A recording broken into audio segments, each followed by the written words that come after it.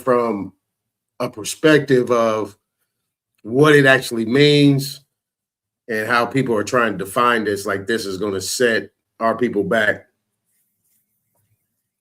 And I'm going to do some contrast with this thing. But first, peace. But first, what we're going to do is we're going to get into this thing. Let me put my Poindexters on. There you go. I look like I'm a little intelligent now. There you go. Yeah. So go ahead and get into it. Let's start off with our our stroll down. What is it called? Stream Boulevard. That's what I call it. All right, here we go.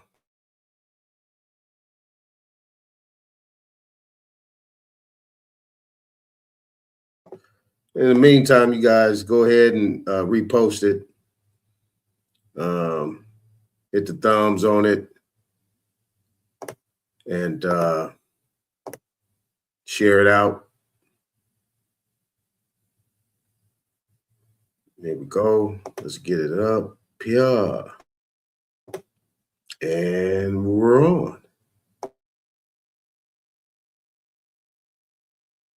It's all right, isn't it? Hey, that's in there. I'm down here. I'm at the groove.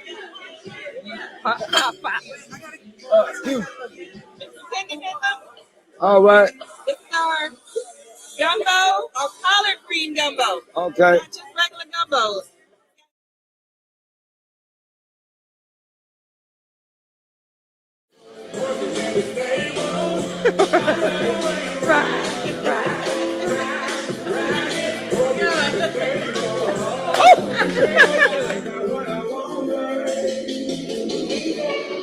Them double head.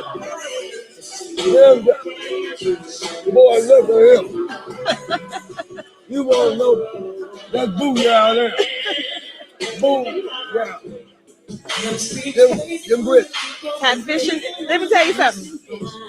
These grits right here, you ain't had nothing like it.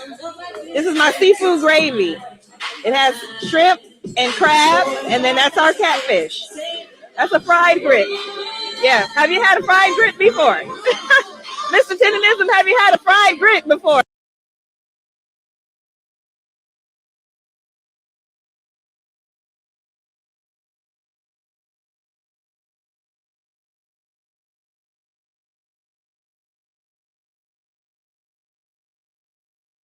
I forgot where I be. He had to look around. He had to do what he had to do, man. He's cool. Cool brother, man. For guys, for all your juicing needs, we're doing juice cleanses. We got 3-day juice cleanse, we got 5-day juice cleanse, we got 7-day juice cleanse, we got 21-day juice cleanse. Y'all come in Monday through Monday.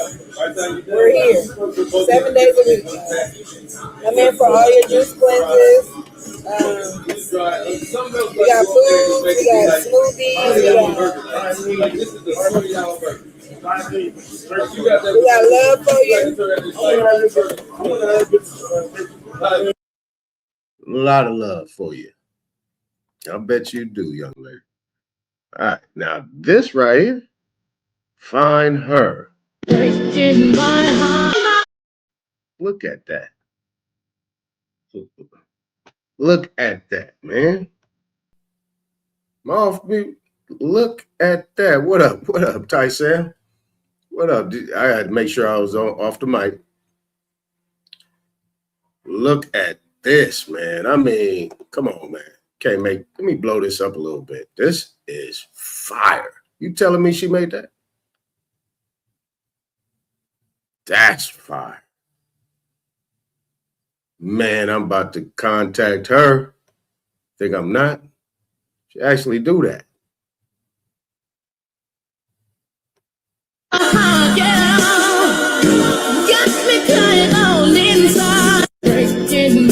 That's crazy. That's crazy. All right, anybody that want to get into the mental health business, this guy right here knows how to get you started. If 59.2 million individuals Receive mental health treatments and counseling in 2023. If you're a provider, why haven't you opened your own facility? If you're an entrepreneur, why haven't you opened a mental health care facility?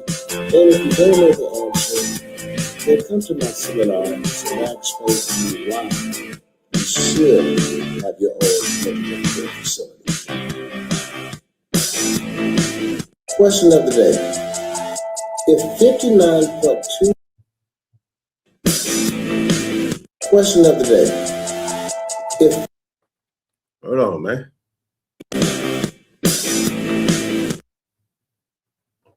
There it is right there. Complete management strategies. Hey, it's a lot of money in this stuff, man. I just ain't got the patience.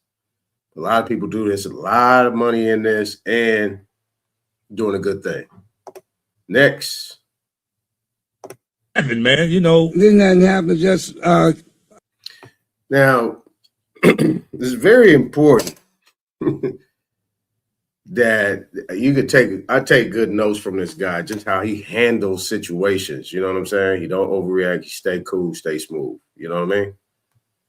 So man, Keith, his name is Keith Lee. He had came in and offered me $4,000, right? and so you know, I was never received the $4,000, never talked to Mr. Lee. Right. And so I was trying to figure out who's this man wanting to talk to me. It didn't have to be Keith Lee or the $4,000. It could have been anybody. Right. So, you know, if you want to talk to me, hey, whoa, the gentleman want to talk to you outside, a kid or whoever it may be. Just go come. Book it. Come get me. Exactly. I'm going to talk to them. They don't come that far. You know, they come there for a reason. Two things, either to see me or to eat. I got both of them. You can see me and you can eat. Tenderism is in it. That's right. And so, like, wow, that's kind of strange. But anyway, it happened. You know, that's enough there. I just like that part right there. Now, there's some gardening stuff, man. Man, I'm telling you, my backyard gonna be looking spectacular with all these little tricks.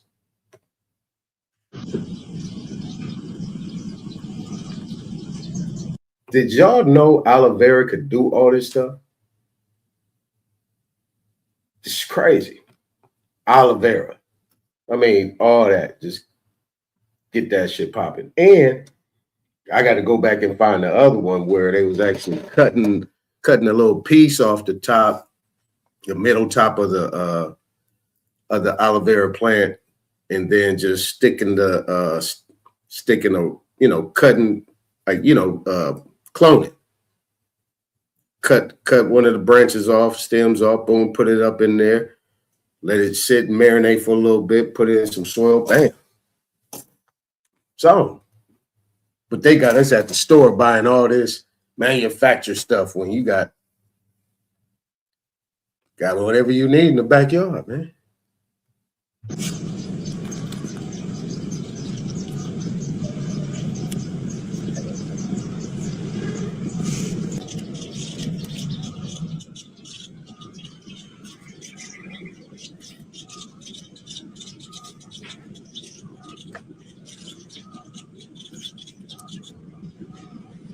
This is crazy. Watch this.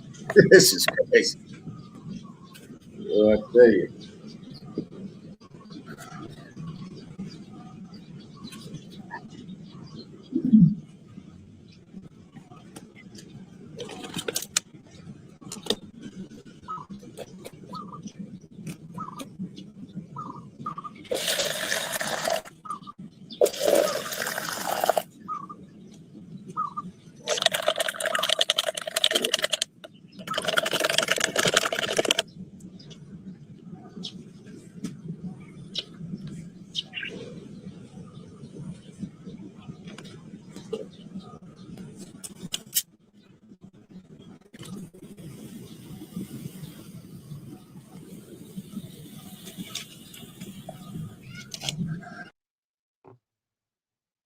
Did she just put cola up in there? And whatever that white thing is, I don't know, is that baking soda, water, plastic cup, some little hooks, and an apple. I think all that right there is probably less than $5. Check.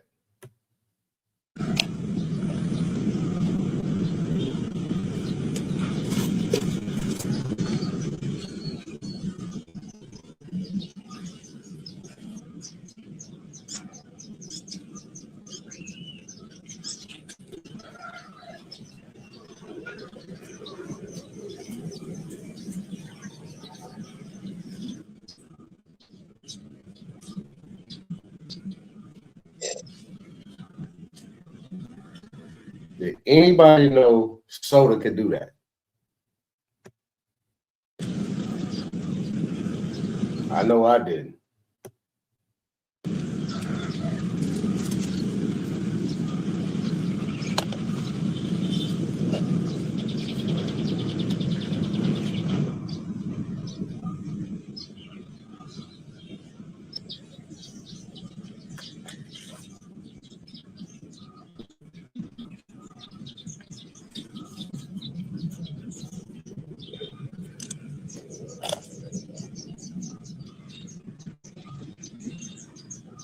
Okay, there goes some more cups. So she's up to what? $6, $7 now?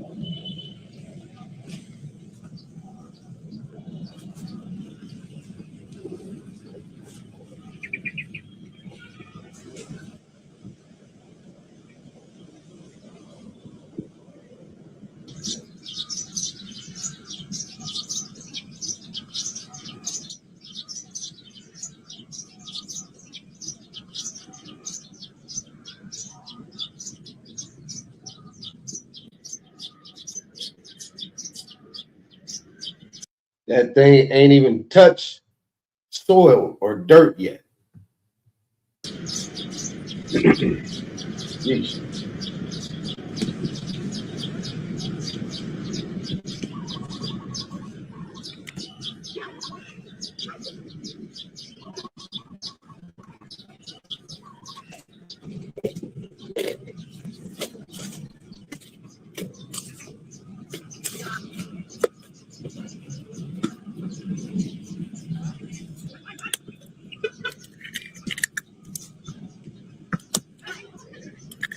Come on, man. You got an egg? You putting an egg up in there?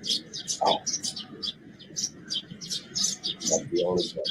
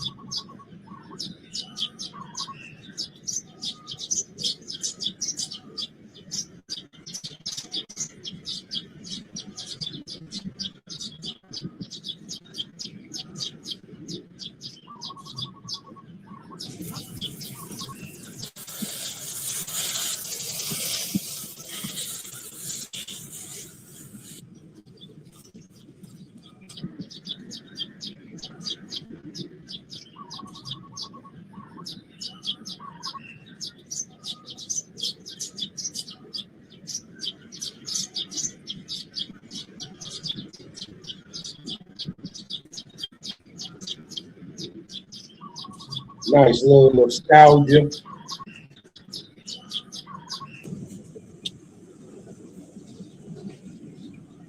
Come on, man. Knock it off. Water, baking soda, aloe vera, plastic cup, and some soda. Come on, man. Come on. Basically, what they showing now is we've been hustling backwards. Spend a whole lot of money. I ain't got to spend a dime like that, really. All right. We about to, this is our transition. All right, we about to get serious now. Appearance. I don't know what that means. Okay. You're not here on a special appearance. You're actually here on a summons issued by. I am here on special appearance. And by the way, I also filed a notice of presentment. Unfortunately, it was sitting in the mailbox for about a week. I don't know what that means. Okay. Well, it's a conditional acceptance offer. I don't know what that means. Okay. Well, the prosecuting party has not yet established mens rea, actus rea, corpus delicti, and or provided any proof of an injured party. That's why we have. I'm gonna give you my take where she messed up at. I mean, she probably didn't mess up at the end, but whatever happened at the end, but I wouldn't even did all this right here. I'd have cut him right at the knees at the beginning. As soon as he talking about, I don't know what you're talking about. As soon as he get to talking, yeah, you're done. All right. Okay. Well, they have to do that in order to establish subject matter jurisdiction. Okay. So it sounds like we're going to set this case for trial today. Okay. Well, I will only conditionally accept if the prosecuting party develops subject matter jurisdiction. It is officially being questioned, so they have to develop that, and they have to. It's interesting. Hold on, let me type Sam down. It's interesting that I mean, you know, them folks, you know, how they conduct themselves, they so dry, matter of fact when they're talking. It's funny. It is funny how they carry themselves. No energy whatsoever. Present actus rea and mens rea. Yeah, I heard what you said. My question to you is, how do you wish to plead, guilty or not guilty? We're setting this case for trial today. Okay, so I have a conditional acceptance. I don't know what that means. All I'm asking you is, how do you wish to plead? If you choose not to answer my question, I'll just enter a not guilty plea on your behalf. Okay, so How do you wish to plead? I will only conditionally accept under the conditions that the prosecuting party within the next 14 days is able to establish all of these I'm denying your elements. request, and I'll enter a not guilty plea on your behalf since you're refusing to do so on your own behalf. So I want to point out that I am the yeah. So I am the only injured party. I'm so sorry, but when I talk, you don't. When you talk, I don't. The pretrial readiness conference will be on. Okay. Are you a neutral judge in this matter? Am I what? A neutral judge in this matter? Or are you A on? neutral judge? Yes. I don't know what that means. You know what neutral means? I don't know what you're asking. Are you on the prosecutor's side or are you neutral in this matter? I am not a prosecutor. I'm not a defense attorney. I'm a senior district court judge assigned. Are you on the prosecutor's side or are you neutral in this matter? I just answered your question. You did not answer. All right. Okay. Now let's take this frame by frame, right? Let's take this frame by frame. Let me stop my screen. I'm going to give this its full attention.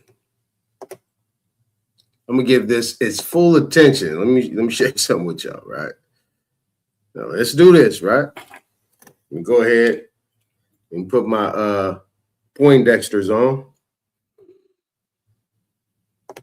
All right, so listen.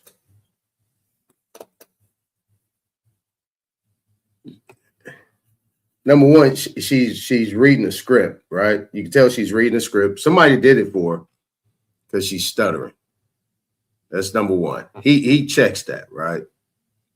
Now, number two, actually, you see, this is not, because a lot of people like to say this is some more stuff or whatever. But obviously, she's not a Moor. Obviously, she's not so-called black. Everybody thinks this whole conversation is dealing with black people only, like we the only ones out here doing it. Nah. Now let's take this frame by frame. Let's start over.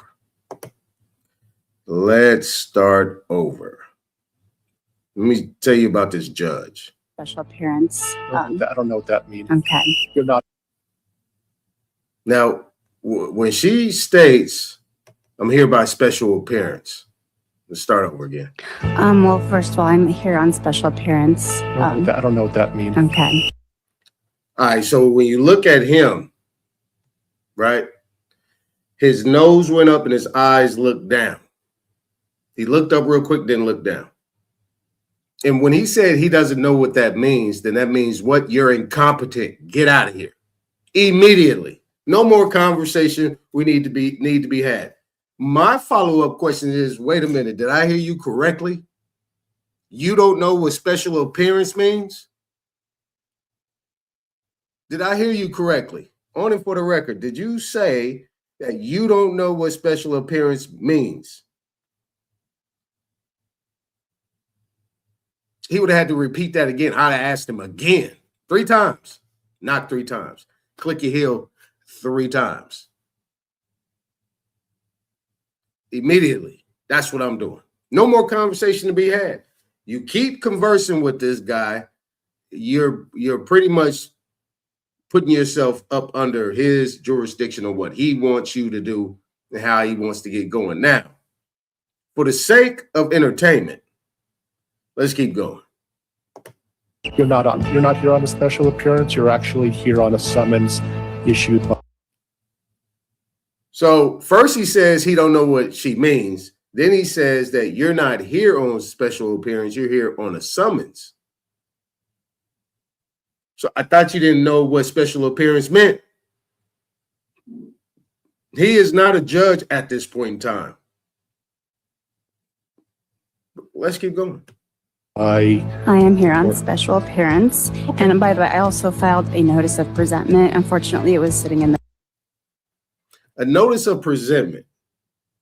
A notice of presentment, I don't know how she was doing it, but a notice of presentment is pretty much like introduction. Like, I'm coming in here by special appearance.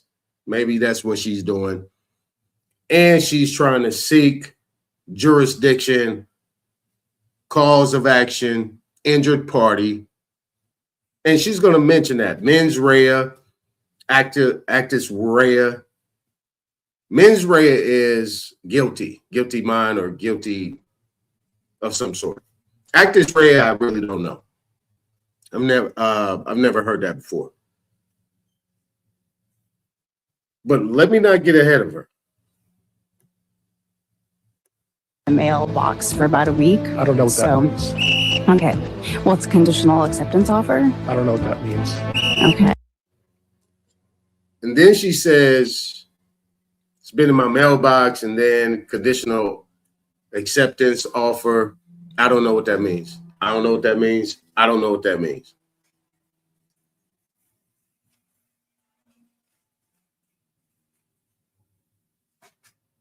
Now, that's how you know she's just throwing stuff out there. And he knows that. If you look at his eyes, you see what time he's on.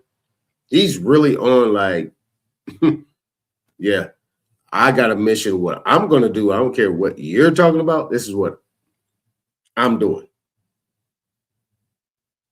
But I don't know what that means, and I don't know what that means. It's like he's on trial right now.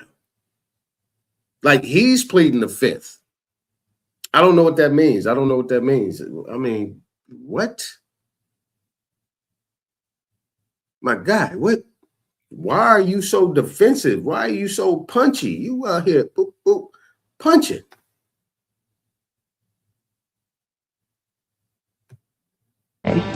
Well, the prosecuting party has not yet established mens rea, actus rea, corpus delicti, and okay, so mens rea, guilty. Actus rea, I don't know. Corpus delicti is the body. Produce the body. Produce an injured party by verified statement, under verification, under penalty of perjury. There was somebody actually injured here. Actus rea, let me look this up real quick. Actus reus. A physical act that attracts criminal sanctions, activity that transgresses moral or civil law. All right, so that's what that means. All right, so we got a clear understanding what that means. Now, let's bounce back just a little bit. Let me minimize that. yeah, established mens rea, actus rea, corpus delicti, and or provided any proof of an injured party. That's why we have trials. Okay. So And he says, well, that's why we have trials. No. You have trials once all due process has been established. That means produce your evidence. I have a right to face my accusers. I have a right to depose them or get a deposition, just like they do in these grand juries. I have a right to do that. Now, under the circumstances, she's not saying any of this. He said that's why we having trial. Trial? Already? I haven't even made a plea yet. There has been no plea put on the record. But he's saying that's why we have trial. Wait a minute. If I come in as a self-litigant or impropriate persona or sui juris or pro se, then I am to be treated like an attorney, quote unquote. But at the same time, I'm a self-litigant, and the judge, you, so-called judge, are supposed to make sure and use your discretion that none of my constitutional protected rights are violated. And that is due process, number one. You got it? All right, let's go. Well, they have to do that in order to establish subject matter jurisdiction. Okay. So Now, she's spending too much time educating this judge, right? Young lady, you really he don't know what he's doing? Of course he does. You are taking time educating him instead of asking questions. You're making statements, and he's arguing with you. He's going back and forth. No arguing here. You are a non-combatant. That's what you are. You're not here to argue. You're here to figure it out. If you're coming in by special appearance, you're coming in by special appearance to figure out personal and subject matter jurisdiction. Who's the players? Who's the parties? And really, when you come by special appearance, they like to focus on proof of service of the summons. So if you go back a little bit, right, when he was talking about you've been summoned, and then she's talking about this other stuff, but you come in here by special appearance, say you've been summoned, you're here. So special appearance doesn't matter. Well, yeah, special appearance does matter. Because I might have had something that come to where I stay, where I live, where my abode is, that looks and resembles a name that might be considered to be a representation of me. But I don't know if that's quite correct. I want to make sure that's correct. But they say, well, are we going to deal with the summons? Oh, it came to that address, so on and so forth. Nope. No. We're gonna look at it real quick, but we got to deal with the voters' right things. But this is important. We're gonna take a little time out. We're gonna get on this, and then we'll figure it out. This is what not to do 101. So sounds like we're going to set this case for trial today. okay, well, I will only conditionally accept if the prosecuting party develops subject matter jurisdiction. It is officially being a question, so they have to develop that, and they have to, present actus rea and mens rea. Yeah, I heard what you said. My question to you is, how do you wish to plead, guilty or not guilty? We're setting this case for. Basically, what he's saying, you're not here, right? You're not here, but something is here that I have stake in that resembles you, and we're trying to get you to be the corpus delicti. We want you to be the mens rea, actus rea, all these things. And we need that. And we say, okay, well, not working. The only thing that is working for her right now is that she hasn't made a plea yet. And she's sticking to the script. Still too much talking. Not enough questioning. Trial today. Okay, so I have a conditional acceptance. I don't know what that means. All I'm asking you is how do you wish to plead? If you choose not to answer my question, I'll just enter a not guilty plea on your behalf. Okay, so How do you wish to plead? Now, you heard what he just said right there. He said, if you don't make a plea, I'm going to make a plea on your behalf. Now, this is where it gets good. He keeps repeating himself. I don't know what you mean by that. When he's saying I don't know what you mean by that, let me say it a different way. That means you are under my jurisdiction of what I want you to do right now, or what we already have organized. If I can use that word. But he just said, if you don't make a plea, I'll make the plea for you. The one thing that she should have did right on the spot is object to it. Number two, initially when you get to that point, if you want to drag it out that much longer, you say, hey, are you practicing law from the bench? Do you have a personal or financial interest in this matter right now? I would have did that from jump. As soon as he said, I don't know what you mean, he would have got that eventually. Let's keep going. I will only conditionally accept under the conditions that the prosecuting party within the next 14 days is able to establish all of these I'm denying elements. your request, and I'll enter a not guilty plea on your behalf since you're refusing to do so on your own behalf. So Now, in most situations, what you'll know is this. If anybody's had an attorney in any type of situation as a defendant, who enters the plea for you? Because you don't say anything. Right? The attorney does.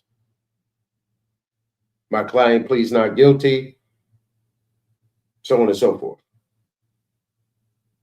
Now, if he tells me that since you don't want to make a plea, I'm going to make a plea for you, and we continue the conversation, and you're like, well, I object to that. Well, objection overruled. I'm going to make a plea for you. Well, guess what? If you decide to make a plea for me, you now are considered to be my representative. And when we come back to the next court date, you will be standing right next to me as my representative. Why? Because you made the plea for me. That means you took on the fiduciary capacity. So you have came off that bench and operating as an attorney. Wait a minute. I thought this was the state of against me. So if it's the state of against me, and you're saying that you're going to make a plea and you don't understand what I'm saying, you're occupying 2-3 positions. You're occupying the position of prosecutor. You just made a plea for me, so you're operating the position of a defense attorney, and you're operating in the position of judge. So really, judge, jury, executioner. You're operating all 3 positions. At no point in time, it's just our conversation we're having amongst each other. I don't see the DA. I don't see nothing. Whatever situation you're in, I don't see any other attorney talking but you.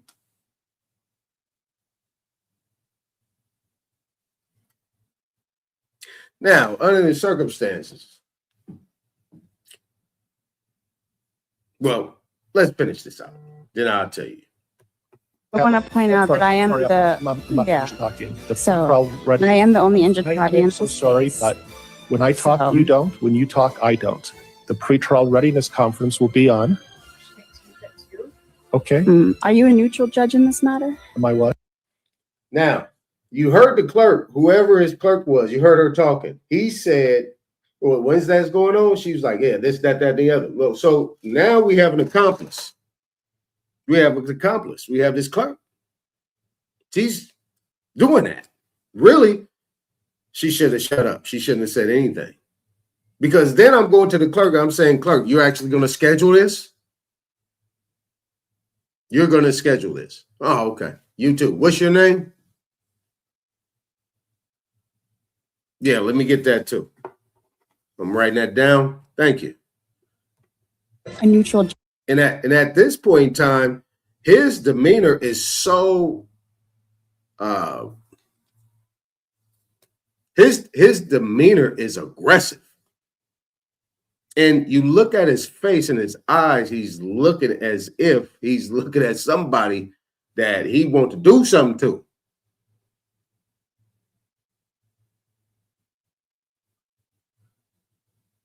No smile, no nothing, no anything. He is on a mission. This guy right here.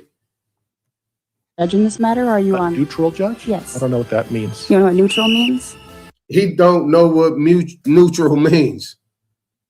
Am I neutral? What does that mean? I don't know what that means. So what? You're operating this whole time. He's talking as if he's a criminal. I don't know what that means. You can't hold that. I plead the fifth on that.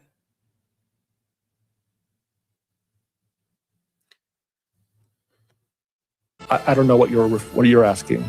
Are you on the prosecutor's side, or are you neutral in this matter? I am not a prosecutor. I'm not a defense attorney. I'm a senior district court judge assigned. Are you on the prosecutor's side, or are you?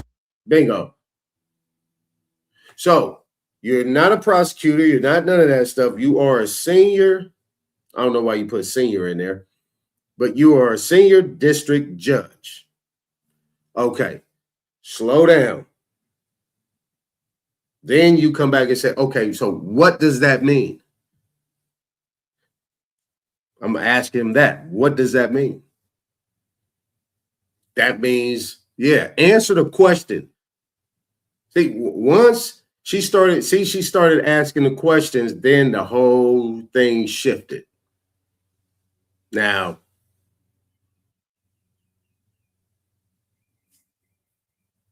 he says, let me finish this. I think it's done. Neutral in this matter. I just answered your question. You did not answer my question. Well, if you're not satisfied, I'm sorry. All right. Now, in the situation, right? In this situation, when she asked the questions, that's where she should have been the whole time. You come in and, you know, being that you're not an attorney. Hold on real quick. Somebody at my door. Hold on real quick.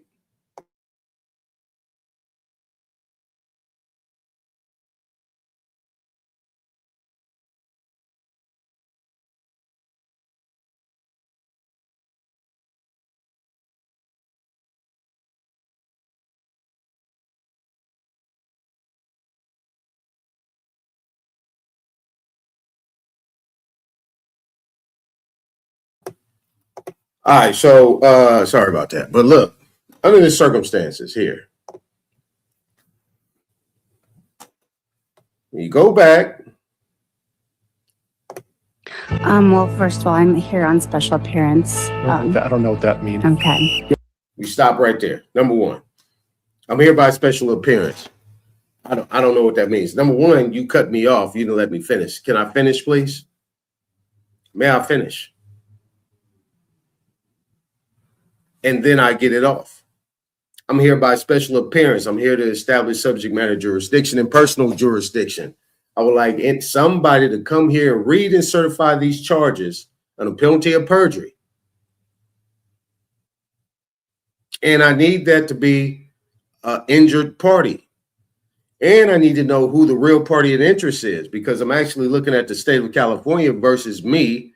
And I just want to get a clear idea who is the one that's actually representing and who is operating on behalf of the state. Done. Now, if he want to go back and forth and argue and get into the point of, well, I need a plea.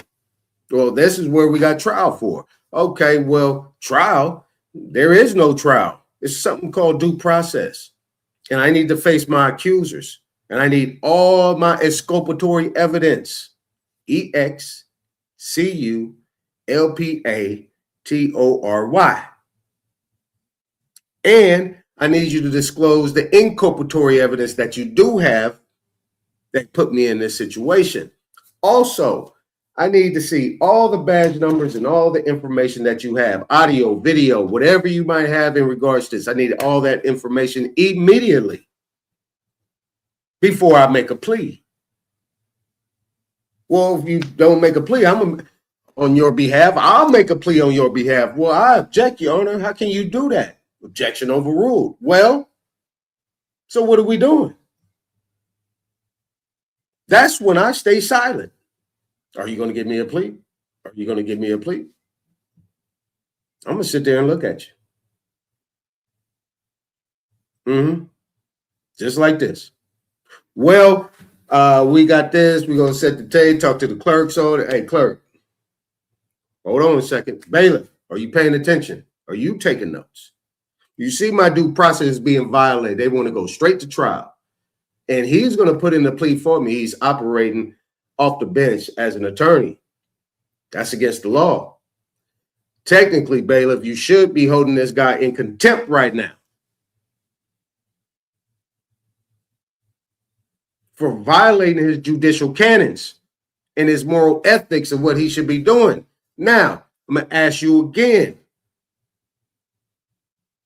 Provide me all the information that I need, my exculpatory evidence, and I want to be able to face my accusers so I can depose them immediately. Now, if he wants to argue about that, then hey, here's what we're doing.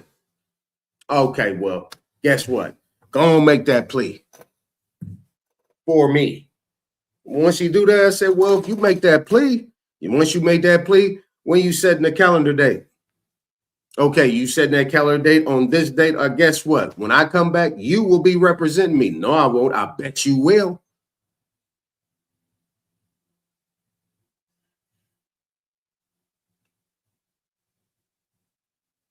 I bet you will.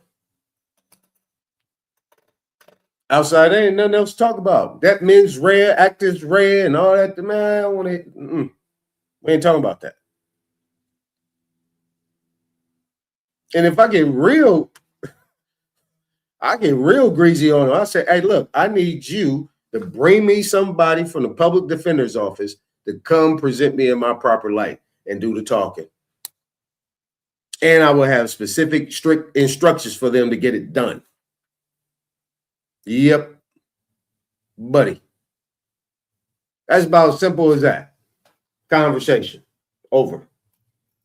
You come back the next time, and that new judge, you gonna guarantee you're gonna be in a new courtroom, new judge, and they're gonna act like everything is brand new. They're gonna act like nothing happened. They're gonna say, well, okay, they're gonna look at the docket and records and be like, wait a minute, where the police at? Police don't show up. Okay, case dismissed. Well, you put in a not guilty plea. No, I didn't. Yeah, you did. It says you put in not guilty. No, I didn't. Well, who did? Previous judge did. And I told that judge he will be representing me now because he made a plea of not guilty. Obviously, he has information on the case, on the matter. And since he has some firsthand knowledge of the matter, he needs to come over here since he made that plea. I never made a plea. Exactly.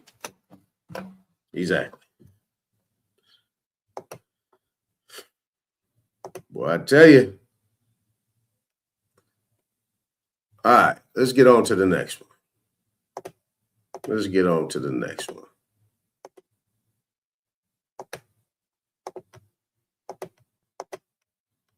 Let's get on to the next one. Bam, bam.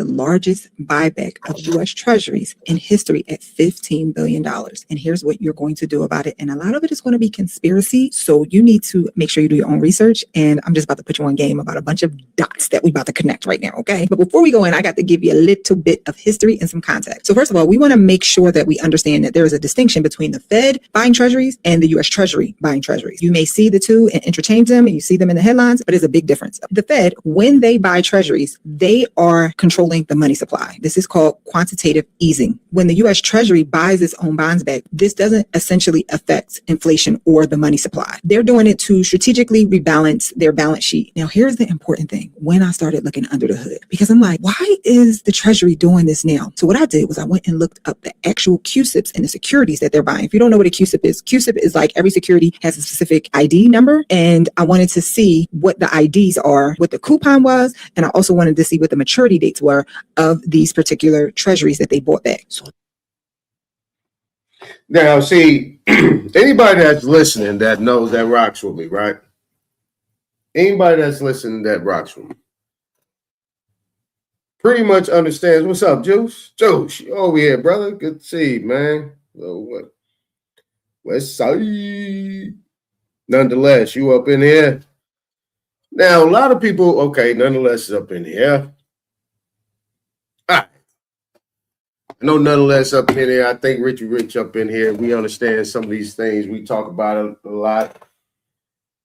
Now, this young lady right here is actually talking matter of fact. CUSIP numbers, what it is. It exists. She's talking about that. She's talking about it. Coupon, she's talking about it. But let somebody like myself or anybody like myself get to talking about that. Somebody's always quick to question it. Oh, that's that sovereign citizen stuff. That's this. You ain't got that and do, and so on and so forth. Right. Treasury bonds.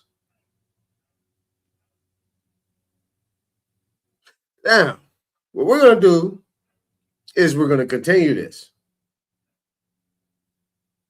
let me tell you what I saw. They mostly concentrated around bonds that matured from August of this year, going to like a lot of them from August to November, but then mainly out about 2 years. And so I'm like, what's happening then? We got two big things happening in that time frame. So we got this big maturity wall coming up in commercial real estate and the private credit space. So there's going to be a crazy liquidity issue coming up then because interest rates are different and a lot of things are going to be refinanced. So this was very strategic from the US Treasury. So before you start thinking like, oh my God, the sky is falling, like, yeah, a lot of things are maturing around that time. And so they're just trying to get ahead of the curve, make sure things are buttoned up and they're not swimming in this nonsense that's about to happen. And when this maturity wall for these other assets. Now, let's get on to the conspiracies. There is a theory that looks at history that says when major crises happen, they happen about 6 months to a year after what Jamie Dimon says, the cockroaches start coming out. What does he mean by that? Private credit crisis. I'm going to be the first one to call it the private credit crisis because this is about to be a problem. I'm releasing a podcast episode on Friday about it. This is about to be a problem. Here's the other thing about these treasury buybacks. They just started them back up in 2024. This is not something that they do all the time. They did them in the early 2000s, stopped, and then they started them back up in 2024. That makes me a little bit nervous, y'all. So August is around about the time that 6 months after the cockroaches started coming out from the private credit crisis. So what does the government want to do? They want to make sure that they're liquid when that happens, if this is a thing. Here is what you are going to do. You need to be mentally preparing yourself because I don't care what anybody's saying or not saying. This private credit issue is an issue. If you want to learn more, make sure you subscribe to my YouTube channel. I do a full explanation on it. That episode is going live on Thursday or Friday. If you can't wait for this episode to drop, I have a newsletter and I wrote all type of game about the private credit crisis. It went out yesterday, but if you sign up right now, you'll get that edition right now immediately in your inbox. Comment newsletter down below and I will see you on the inside. Yes, sir. The U.S. Treasury just did the largest treasury buyback in history. Nicole Purvey, that's her. What are treasuries? Or what you consider to be treasuries? What are they? What are they? What are they? Today, the U.S. Treasury just did the largest buyback of U.S. Treasuries in history at $15 billion. And here's what you're going to do about it. And a lot of it is going to be conspiracy. So you need to make sure you do your own research. And I'm just about to put you on game about a bunch of dots that we're about to connect right now. Okay. But before we go in, I got to give you a little bit of history and some context. So first of all, we want to make sure that we understand that there is a distinction between the Fed buying treasuries and the U.S. Treasury buying treasuries. You may see the two and interchange them, and you see them in the headlines, but there's a big difference. The Fed, when they buy treasuries, they are controlling the money supply. This is called quantitative easing. Okay. When the U.S. Treasury buys its own bonds back, this doesn't essentially affect inflation or the money supply. They're doing it to strategically rebalance their balance sheet. Now, here's the...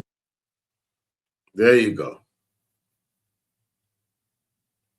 Now you see the issue.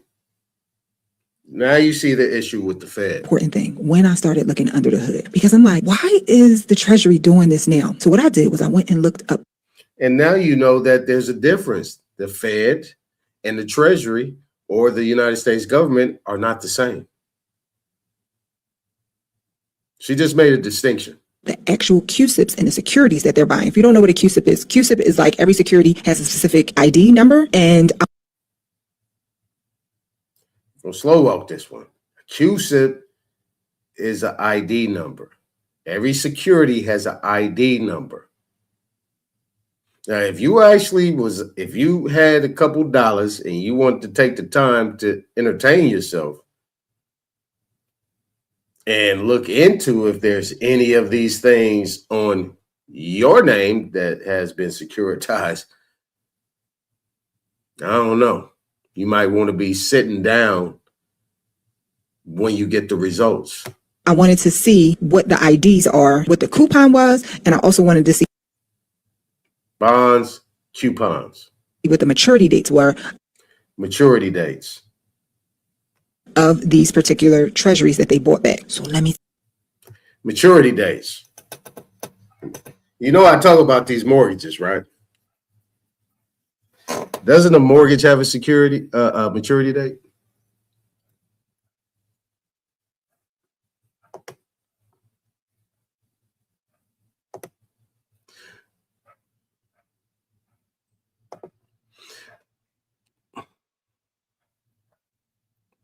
Does a mortgage have a secured maturity date?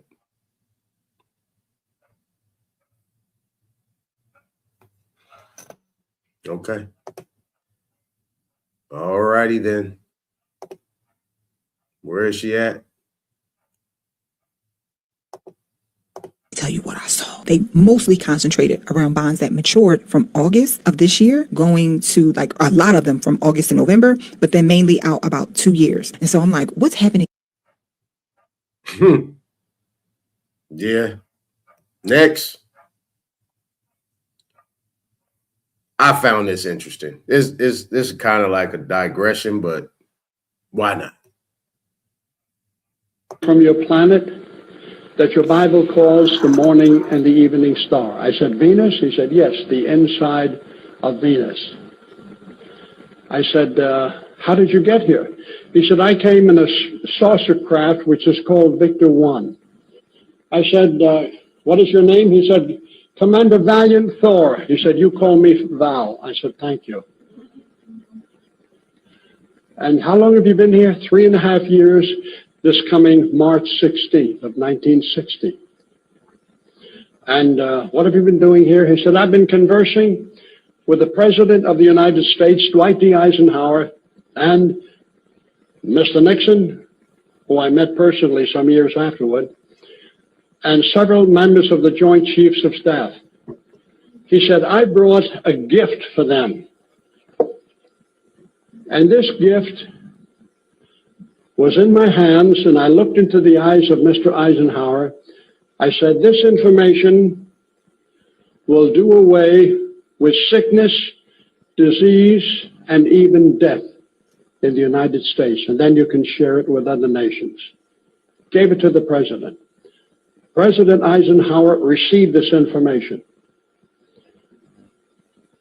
It took them over 1 year to get back to the commander. He was their guest for 3 years at the Pentagon.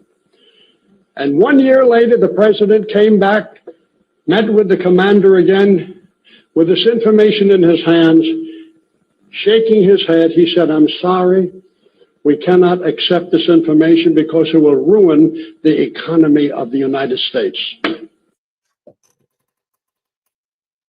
Now, if anybody's confused, I think he's talking about this Valiant Thor guy is alien or something. Now, if you look at the screen, you can tell the screen is kind of old.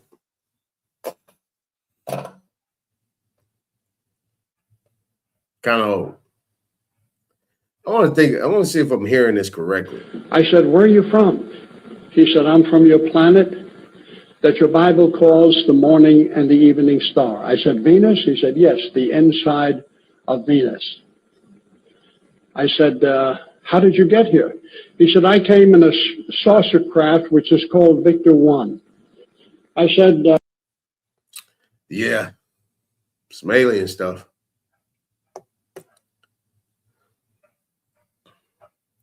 All right, we're about to get into the voters' rights.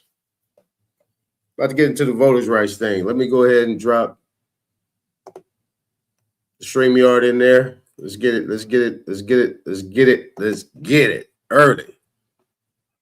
Because I got some things I got to do. I can't be up here that long. So let's get into this. Hold on. Let me actually get this as well. Let me close this out real quick and let me get into the regular public screen and let me pin it to the top. Let me pin a message. And yeah, I'm going to do these frame by frame. So I'm going to take this out and I'm going to do this frame by frame. Frame. Hold on. Let me close this out. Let me get where we at here. Boom, boom. Okay, bam, bam, bam, bam. All right, let's do it like that. Let's come back here and let's move. Now, the cool thing about this right here is that these people behind this, hold on, let me close this. Hold on. Got this. There we go. That's a little better. These people going wild over this voters' rights thing, man. Oh, they're going wild. It's actually a little bit, it's interesting, man. Interesting how these people just going wild over this voters' rights thing.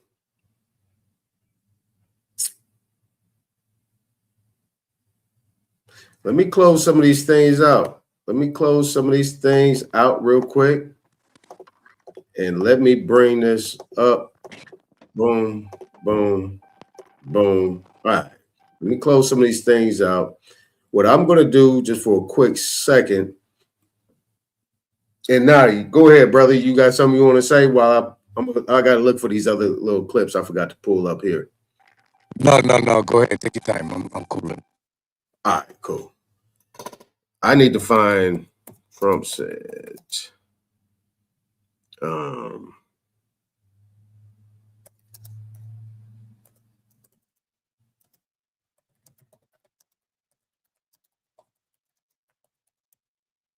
One.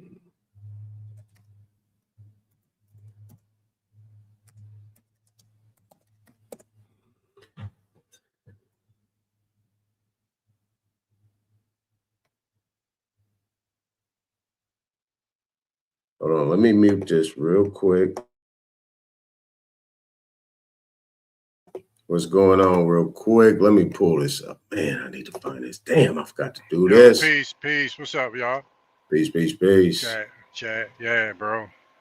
Yeah, that last joint, man, there's a couple things that lady let that judge get away with, man.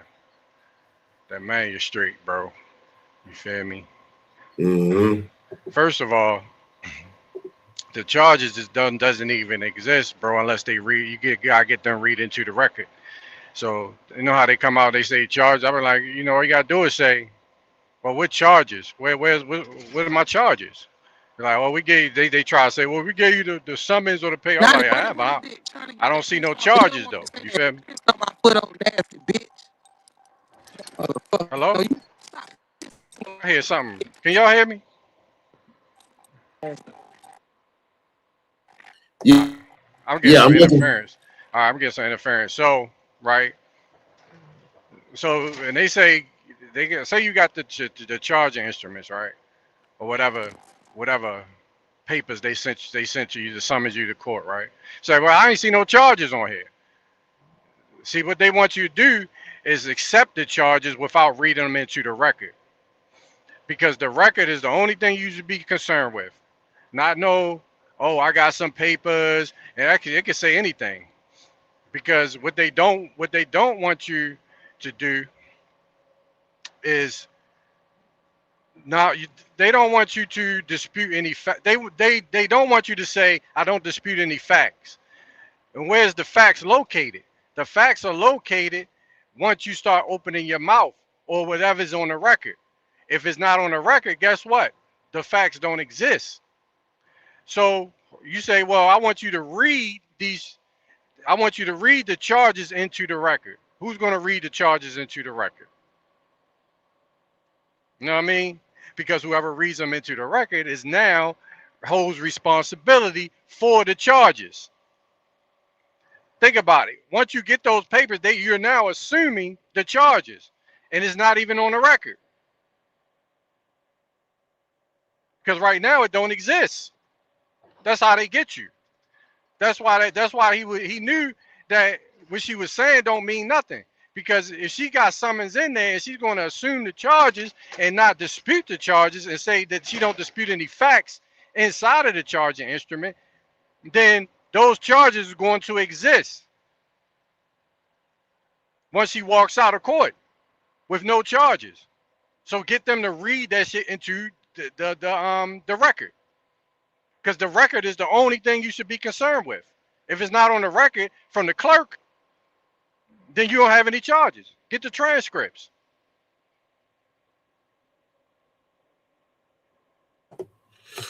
Yep. That's why they ask you at the end what they do. They say, "Do you understand everything?" You feel me?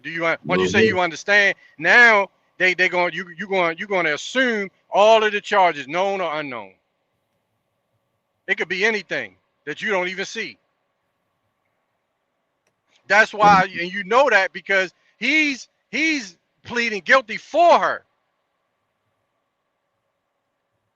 You know what I'm saying? So, Aton, you here? Yeah, I'm here. I see Naughty dropped off. I want to make sure y'all can hear me. Yeah, I'm here. Yeah, I'm looking for something Dang, right now I now. can't hear you. Yeah, I'm looking for something right now. You can't hear me? Yeah, I'm looking for something right now. Hold on. Let me get this thing together. You can't hear me? Mic check. Mic check. Can't hear me? Ah, hold on.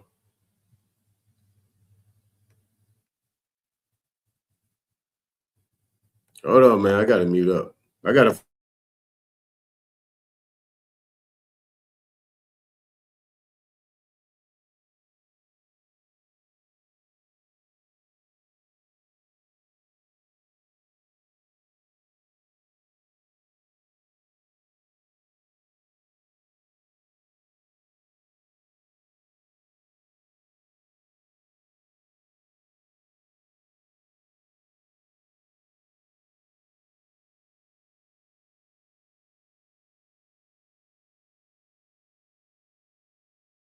All right, I'm back. I'm back. Can y'all hear me? Yep, yep, My yep. bad. I'm, My I'm, I'm bad. looking. I'm looking for something right now. I'm looking for something. Y'all be patient. I'm looking for All something in the right, back. all right. Yeah, yo, but that's basically, bro. These people play so many games, bro. It's unbelievable. And the thing that pissed me off is they sit up there so confident because they know some things that you don't know. They all working in witchcraft and sorcery, bro, for the goddamn entities that they created on your behalf. Now people done seen the judge on that video say out his own mouth that I'm going to plead guilty on your behalf. If that ain't a red flag to anybody that's in court or seen that video, I don't know what it is, bro. How you gonna do something on my behalf? And I'm standing right there. Right, exactly. Yeah. That's that in realm. You're not Yeah. here. You're not here. That should tell you right there that is an entity that exists that they know you don't understand. There's something there that exists that you don't understand. Right there. Mm-hmm. And you know what I would have did? I would have been like, oh, since you okay, for the record, this magistrate here is acting as my attorney. So you're acting as to make for the record, are you acting as power of attorney over my estate? Because if so, I need to give you a letter. I need to give you a letter of rogatory to give you instructions and for you to read into the record. And I want you to disregard your bar card in order to represent me. Because otherwise it's a conflict of interest. For the record. Or you could object. I object to the judge, to this honorable judge, acting as power of attorney over my estate. Objection. And then if he don't, if he don't give you sustain or overrule, then you take exception to it. An exception for the judge not giving me sustain or overrule on the record so I can preserve the record. Because sometimes they'll sit there in silence like they don't know what you're talking about, like he did. Right. You know what I'm saying? I want to sustain or overrule for the record. Everything should be on the record, for real. Mm-hmm. But they hand us paperwork and that shit ain't even on the record. So read the charges into the record. Otherwise, I'm not assuming no charges until you read them into the record. Right now, I'm holding a hot potato right now. And I'm passing that shit back to you. Know what I mean? Because if you can assume, if you can make a guilty or not guilty, what about I plead innocent? I'm innocent of all charges unless charges are read into the record. Because right now I'm looking at a blank piece of paper right now that I don't clearly understand. These words are not under what definition? Where do you derive your meaning or the definition for these words in the charging instrument? All right. I got everything up. Yeah, go ahead, bro. I got it. What you about to go into the Yeah, the voters right oh thing. my God, yeah, I want to talk about Man, that. I What's up, man? seen a judge. Chat, everybody. What's up, dog? I seen a judge plea for someone and said that he was pleading not guilty for the individual. And I'm sitting there saying to myself, how the hell is you involving yourself like you a witness? Like Right. what the hell is going on? Like you part of the case. Yeah. That's what I was saying. That's why I pulled this video up, because he did the same thing to her.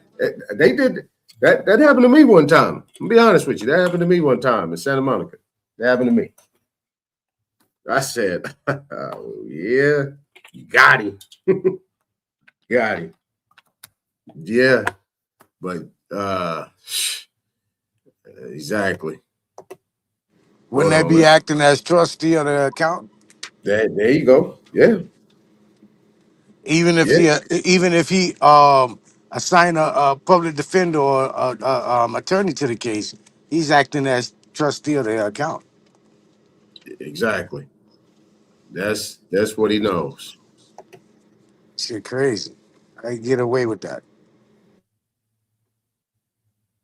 That's what they do. That's what they do. They know they get away with it. And this guy he was adamant about it too. He was like, shit. I don't know what that means. I don't know what that means. I don't know what that means. He kept saying, I don't know what that means. Like, damn. All right. You watching the video right now? Yeah, I'm about to pull it up right now. Okay. Was Naughty talking? Because I ain't hear him. I want to make sure I can hear everybody. Yeah. Mic check. You can hear me? Oh, he wasn't talking? Yeah, he was talking.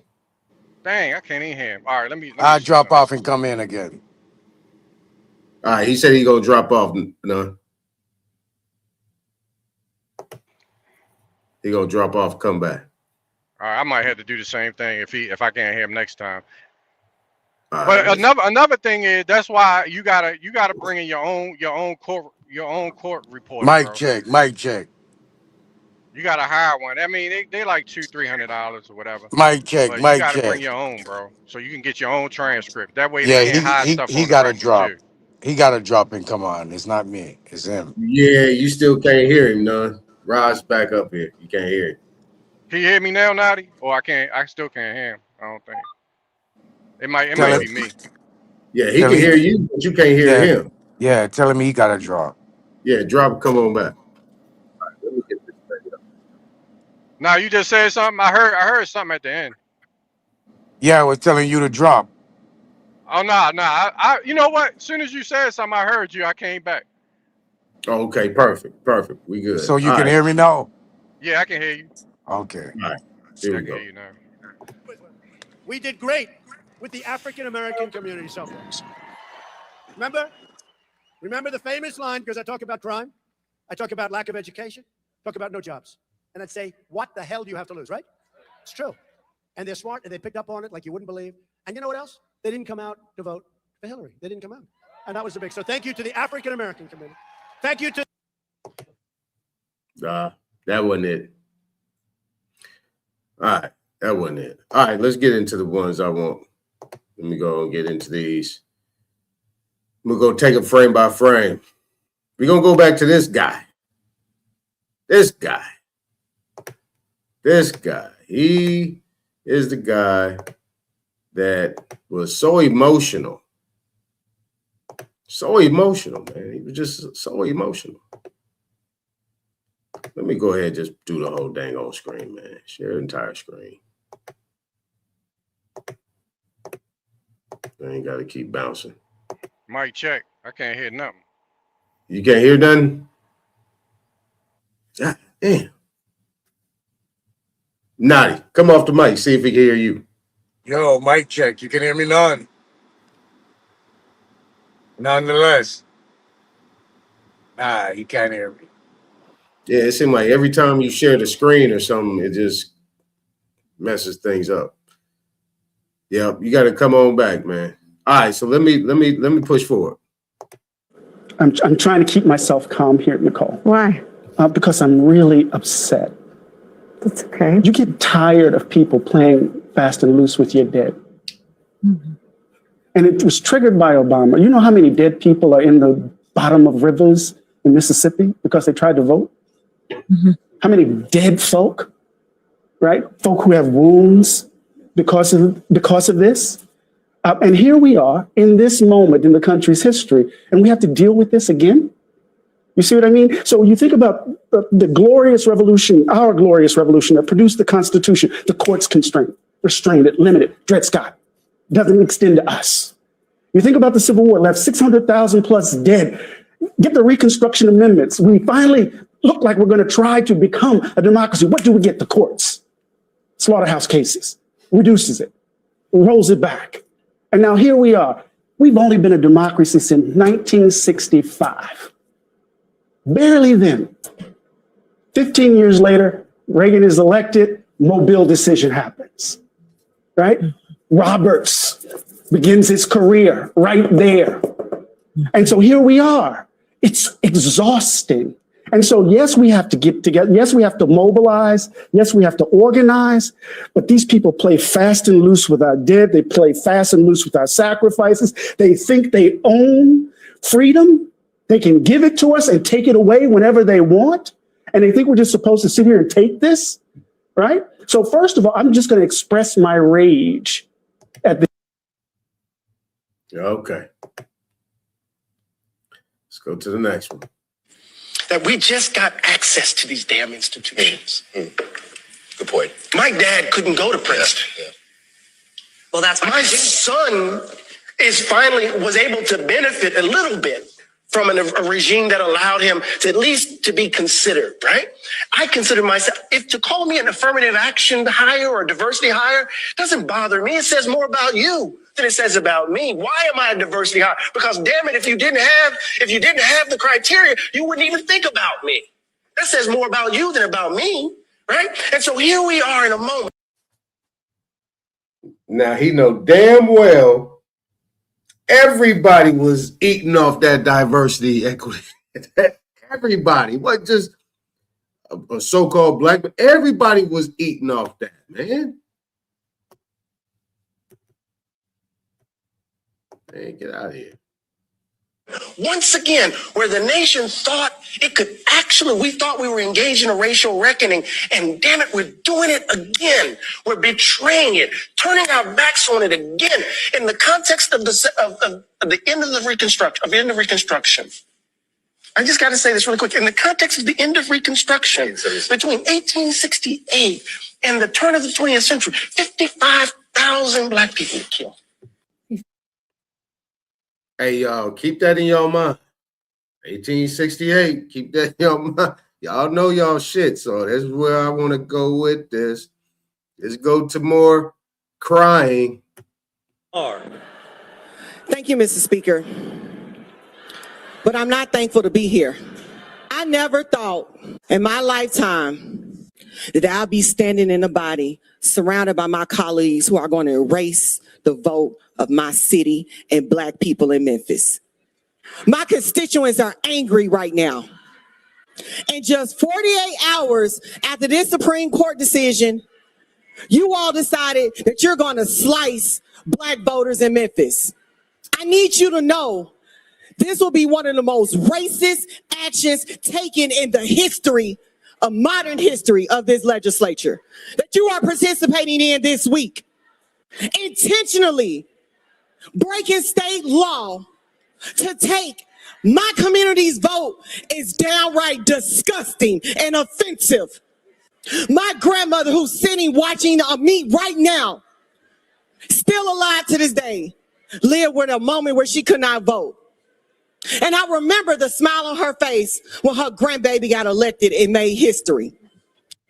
And I know some of you sitting in this body actually don't agree with this. I know you don't. But this is an opportunity for you to have some courage. Show some courage. Y'all know this is wrong. You know it. You know it. You don't have to do it. I'm calling on the soul of you to do the right thing. Let's not carve out Memphis because you can't fairly win in a ballot box or to favor one member in this body's path to Congress. If you do this, this is racist in its intent, and there's no reason for us to cut through it. Let's call it what it is. And her name is London. London. Well, a couple more. Completely changed the game. When that act was finally passed by Congress, there were only 72 black elected officials in the entire United States. In the entire United States. You're not talking about just Senate, House of Representatives. No. You're literally talking about state houses. That's it. Anywhere. 72. In the whole country. There you go. And then, of course, it started to do its work. And so by 1980, right before the Congress reauthorized the Voting Rights Act, we were up to about 1,500. And then Congress amended the Voting Rights Act in 1982 to change the test used for establishing discrimination under Section 2. Right. And after that passed, what was the test that they used, or what was the test prior to that, and what was the test after that? Sure. So we had thought that the test was that if you showed that a particular practice used by a state resulted in black people not being able to elect their candidates of choice. She said, we have thought. She thought the test was. It violated the Voting Rights Act. Okay. Then the Supreme Court in 1980, in a decision called Mobile versus Bolden, said, no. The test has to be that you have to show that the jurisdiction was intentionally racist. Like intended, yes, So the guy would literally have to come up and go, yeah, no, we're just trying to be racist. Yeah, and of course, even though they didn't do that in Reconstruction, listen, they never did that. Well, there were a few cases where there's some interesting hearings that took place in state houses where they said some things, but that certainly was. But she don't want to talk about that though. Not But the 1980. she's right though. The Supreme Court only goes off of facts of law. So there's not one constituent or constituent representative actually using vulgar racial slurs to validate that claim. Right. Test was so important. So the Supreme Court says, no, it has to be intentional discrimination. And Congress comes back and says in 1982, no, we meant you can just show that the effects of the decision produced this result. results. And these are the amendments to the Voting Rights Act in 1982. You know who really was opposed to those amendments in 1982? I'm going to say Oliver Wendell Holmes.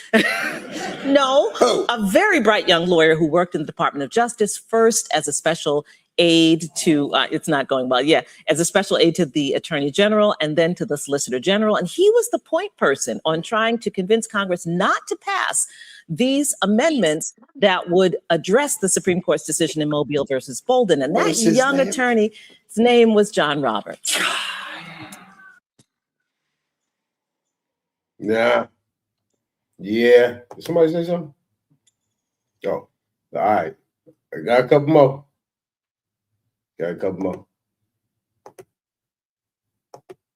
Hold on. It's a fraud. Hold on. Oh, I gotta play this one. But yeah, hold on. Let's get on this. Now we're gonna look at the other side of the spectrum. I want you to listen to this without your emotions, okay? Peace, you guys. Welcome back to Unshakable Beach Edition, y'all. I couldn't resist. Man, she sounded like a DJ.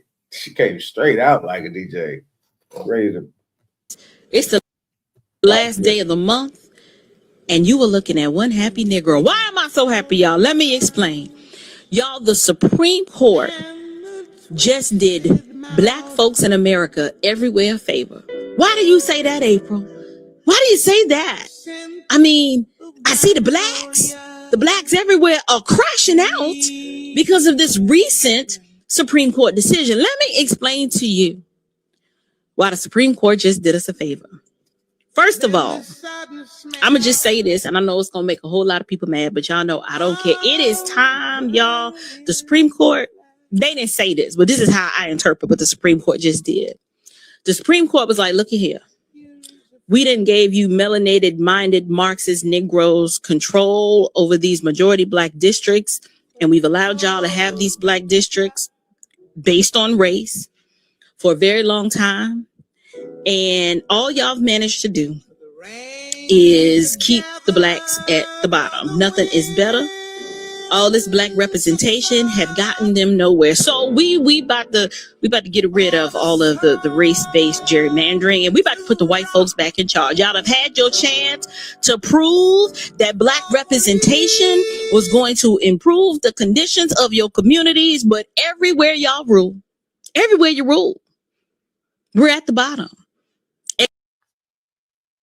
Now, why would she say rule? Democracy.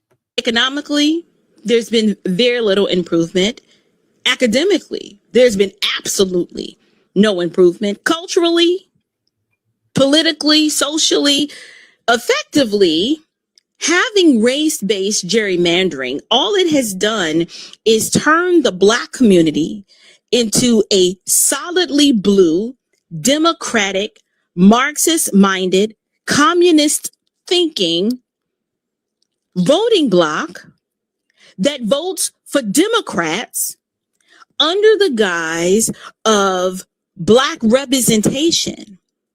But here's the deal. I'm Black, and there's nothing that I have in common with a Black Democrat outside of the fact that we share the same ethnic expression.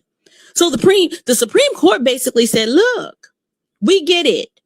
Y'all felt that we needed to right a wrong, and to right this wrong, that we needed to draw these maps and loop and group all of the Black folks together so that it could be a majority Black district and that those Black districts would represent the will of the people. Now, hear me clearly.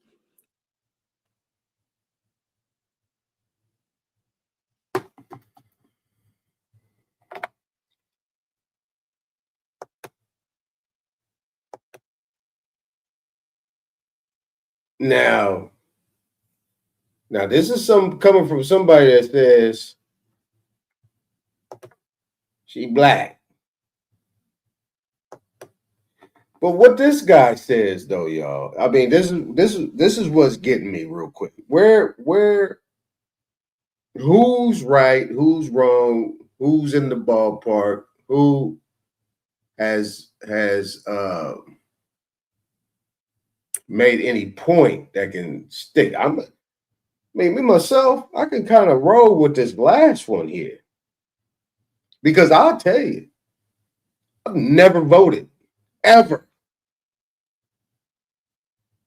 You know what I'm saying? I'm all right. I ain't never voted ever. And I mean, at the end of the day, sheesh. Situation is a situation. All right. Now, this guy. This decision. And then the second thing we need to do, of course, is to get about the hard work of trying to salvage this democracy as we've done since the moment we've been on these shores. Now, this guy right here says, salvage this democracy. Well, first of all, I'm just going to express my... He said, salvage this democracy. Nonetheless, Nadi, you listening? Salvage this democracy that he said, he mad at the white people, but he said we have established since we've been on these shores.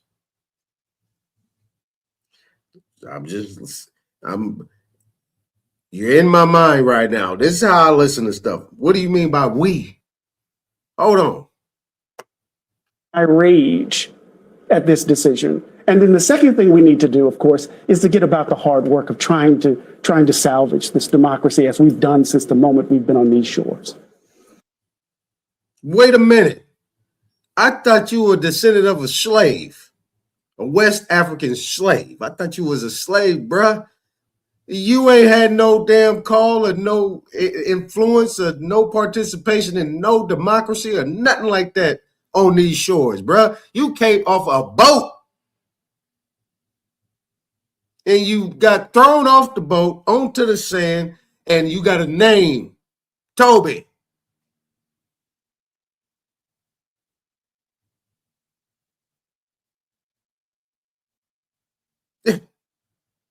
But he said, we. This the shit that pissed me off.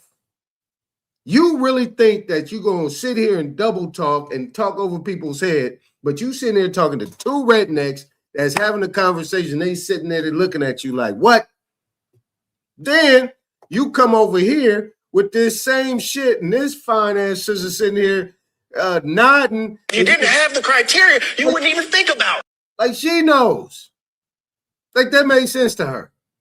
Me. That says more about you than about me, right? And at the same time, most people that was dealing with the shit, Prop 187 out here in California, man, that was bringing white women up in here. Then it brought in Mexicans. Then it brought in Asians. Then it brought in Armenians. Then it brought in Russians. All these people came up in here and started taking all these government jobs that the brothers had and was in power positions on every level. City, county, state. Obviously through the Civil Rights Act. Who it was supposed to be for who? So-called black people, Negroes. I don't get it. But he want to make this about him. But that's why I like what the sister said right here. This sister right here, I with me. She aight with me. I mean, at the end of the day, we're going to have to work this out between each other. That's why I stay out of politics. I can talk about it. I'm interested in it. I just like to hear how these people sit here and bamboozle people in rhetoric. Rhetoric. Where does the first part of it end and the second part begin? The first part of it ends when we admit, honestly, that racism still occupies the throne of this country.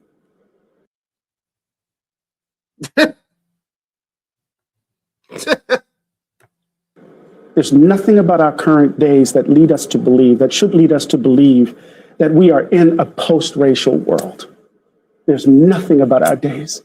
And then once we admit of our sins, then perhaps we open up a future for us to be our sins. Him saying our sins. Oh my God. So you believe it's a racist event going on? Absolutely, I do. I believe it's racist. But In it's what way? racist in the sense of what? It's racist in the sense of not color. It's racist in the sense of status. If you don't know, then you just don't know. Have not. Have the knowledge, do not have the knowledge. It's not a color thing because he's feeling like a victim, but then at the same time, he's talking about we in our So, democracy. You know but what I'm saying? racism would create a victim, right? It would. Yeah, it Okay, would. so if a person have not the knowledge how to conquer racism within their awareness or within their political field or whatever field they into, them playing victim is like not part of the game though. I'm saying like there are two different classes in that program. Uh-huh. There's a class that's paying tax and there's a class that's getting amenities from the tax. Okay. So the donations are more or less deemed as citizens. Right. But Right. the receivers are identified as United States citizens. Right. It's a difference, you know. So like, but the victim is most likely the United States citizen because they're not playing the status identity in its correct format. So by them not knowing, or is it a racist thing going on by someone not knowing? Mm. Is that Interesting. racism? Interesting. Interesting. Interesting. Well, I will say this, right? I made a tried to make a joke yesterday about I used to run track. I used to run track in elementary school. But you know, I'm sitting there racing against people, and I got no enjoyment out of it. I'm just running. You know what I'm saying? I didn't feel no enjoyment, but it is a race to the finish line. So the race doesn't always have to be skin complexion, but those things fall into it. That's like the makeshift Willie Lynch type conversation. You know what I'm saying? The race could be height, weight, complexion. You know, it could be all different types of things. You know, where you at, where you live, redlining. You know, those type of things we always talk about. You know, so that race can comprise of if that's the right word, comprise of a lot of different angles. You know, that caste system. I mean, you got some dark skinned people that's on a high level, just like this dude talking. You know, he on TV making good money, probably making good 7 figures. Got a lot of things going on. You see what I'm saying? He's at a level, but then on another level, now he might be on a low totem pole, even though he in the 7 figures. That's just like, you know, you got athletes and stuff like that, big 7-figure people that, you know, got a glass ceiling too as well. You know, they can't do so much. And if they not known, or if you're in the wrong position, you will get snatched out your car by the police. And they don't care what you driving in, what your status might be. They gonna show that they are better than you. But yeah, you got it.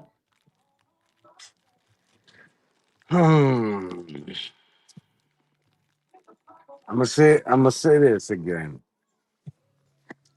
When we're moving as a people or identifying as a people, even as other people identifying us as a people, as putting it in race format, race conversation, the Anglo identity is more or less identify with a higher IQ.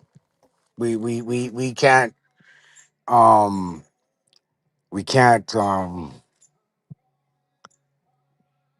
disregard that in that format or context of observing. You see what I'm saying? So that's just an educational, nutritional, um, family oriented provision is more adaptive for a higher IQ individual. Lower IQ individual is going to be um, opposite of that, where the parents don't really speak to the children. There's no reading coming up. Vocabulary is not that extent because the surrounding area around them, the type of lyrics and music that they're interested in. You understand? There's a lot of narratives that play with the IQ if you measuring it on that level. Right. So in America, the IQ are knowing basic government or basic social economics in the black community isn't, or in this community of race identity, isn't sufficient because it's not explored in the environment separate than the Anglo environment. So the IQ of even knowing certain qualities of rights, like say for instance, a person go in front of a judge and the judge say, yeah, you got a right to have a lawyer, whether we give you one free or you get your one on your own.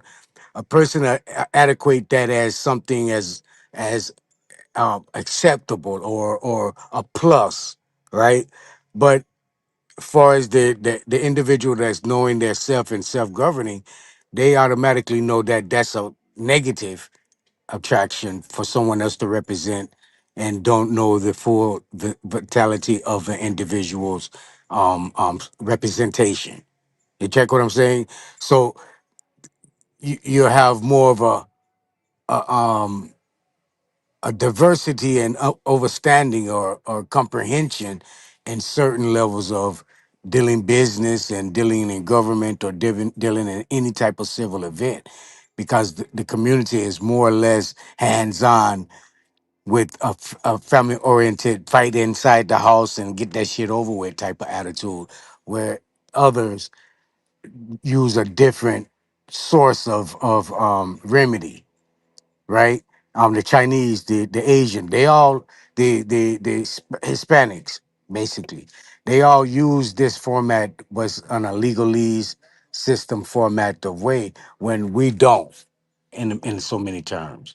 We stay away from them type of things, or you understand where I'm coming from. Our Yeah, education yeah. on moving forward and our representation isn't as good and adequate as it need to be outside of the other norms that could be judged on an IQ level if you're in that standard of observation. Don't take it as I'm trying to say anyone smarter than anyone else. I'm just saying it in a educational or contextual event. We're behind. So by us being behind in our own bubble, by us placing ourselves in this bubble to be anti-sociable in law or be anti-liable, law knowledgeable, um, we want to run to a prejudice or discriminatory or a racist outlook when it's really not in that fashion in law. The lawman gonna take whoever to jail. He really don't give a damn. He's gonna Right. give whoever a ticket. It's part of his job, and shit. It helps his criteria to build up finances in a long term relationship in law. You know what I'm saying? So he's gonna do what he deems fit at any time he want to whoever, black, white, Mexican, whoever. It's just on that officer. You know what I'm saying? That individual. Right. But as far as us continuation outside of that immediate um um immediate communication with the law officials, outside of that or beyond that, we have no graps in it. So as a people, we're gonna continuously look at certain issues that's legalized as a racial or discriminatory event, and it's not. It's us doing it to ourselves because we won't conform to the now. We're Right. still living in the past. Mm. Now, let me ask you a question. Um, Based on what this guy was saying earlier, it's a race, and they saying it's racist. But you're talking about something that is done, as you have mentioned earlier, about the Supreme Court. The Supreme Court deals in what? Facts and law, right? And it's up to them to interpret the law or the rules of law, under that That example, yeah, under that example. yeah, under that example, yeah, under that regulation, what they're supposed to do. They got to stay within that box. They can't go outside the lines. They got to stay right there. So, but he's saying that this is it's racist. But at the same time, they're championing civil rights and everything that was being done, the voters' rights and all these different things that was supposed to have been done for so-called black people. That hasn't been overturned. Civil rights is still civil rights. So, Yeah, you know what I'm saying? So my thing I is that, if you're dealing with a race, it's like, is he really saying that he's trying to compete in that United States system of government or whatever to get to where you need to get? Because the sister has said, the last one I showed, she was like, look, at the end of the day, if you want to just keep it surface level, not if you want to keep it surface level, our communities, I mean, I ain't saying they decimated, but pretty much our communities are non-existent from what they used to be 30, 40 years ago. When I say non-existent, I mean non-existent. You see, so I don't know. yeah, okay, so what year was the civil rights? The first one was 1860. Nonetheless, what was it, 66, 67, 68? One of them. That was the first one. 68, right? Yeah, I think Yeah, 68. And then you 68. had 64, 65, 66, and then the last one, 68. Okay. In the original civil right, and any civil rights attached to it is going to be attached to that first identity of civil right. At Okay. this time, the government was ran by melanated individuals. Okay, Civil hold on. rights was originally Nadi, hold on. Back up. Say that again. Say that again. You said that 18, you said that civil rights 18, the first one, 1868, was what? Say that again? I didn't catch it. yeah, the melanated individuals was at the height of running government institutions. And that 1868 Civil Rights Act is the foundation. You said it's something like that. Like you said, that Civil Rights Act is the something. Is the foundation of all civil rights. There you go. All right, cool. I think people forget about that. They focus on 1964, 5, and they really don't talk Yeah. about nothing but this Voter Rights Act when they talk about civil rights, voting. It seems like But that's the only it thing was they for the focus white on. man. That was for the white man. Go ahead, cook, man. Go ahead, cook. I'm That on mute. civil Go rights ahead. was brought out for the white man. Hey, hold up. Hey, Aton, you hear me? Can y'all hear me? Yeah. Hey, Yeah, I can Aton. hear you. I can hear All you. right, you Yeah. got your computer up? Uh-huh. All right, pull this up, bro. Let's shut all this shit down right now. Pull this up right here. Susan B. Anthony versus the United States. No problem. This is why, bro, No. I don't be on, because niggas is so dumb, bro. You know what? This era that we living in is beautiful because you're starting to see how dumb these people that we thought was smart is, bro. Yeah. Susan B. Anthony versus United States. And another thing, bro, the sellouts is bro, we infested. We infested with sellouts, bro. Everybody, it's hard pressed to find niggas, real niggas out here, bro. Susan B. Anthony versus United States. Yeah, pull it All up. right. All Pull right. it up. All right. Just pull it up because people tend to not really look at. I mean, it's getting so bad now that easy stuff people are ignoring. Bro, we was never like this in our community, bro. Naughty, no. Bro, we was thorough. Yeah.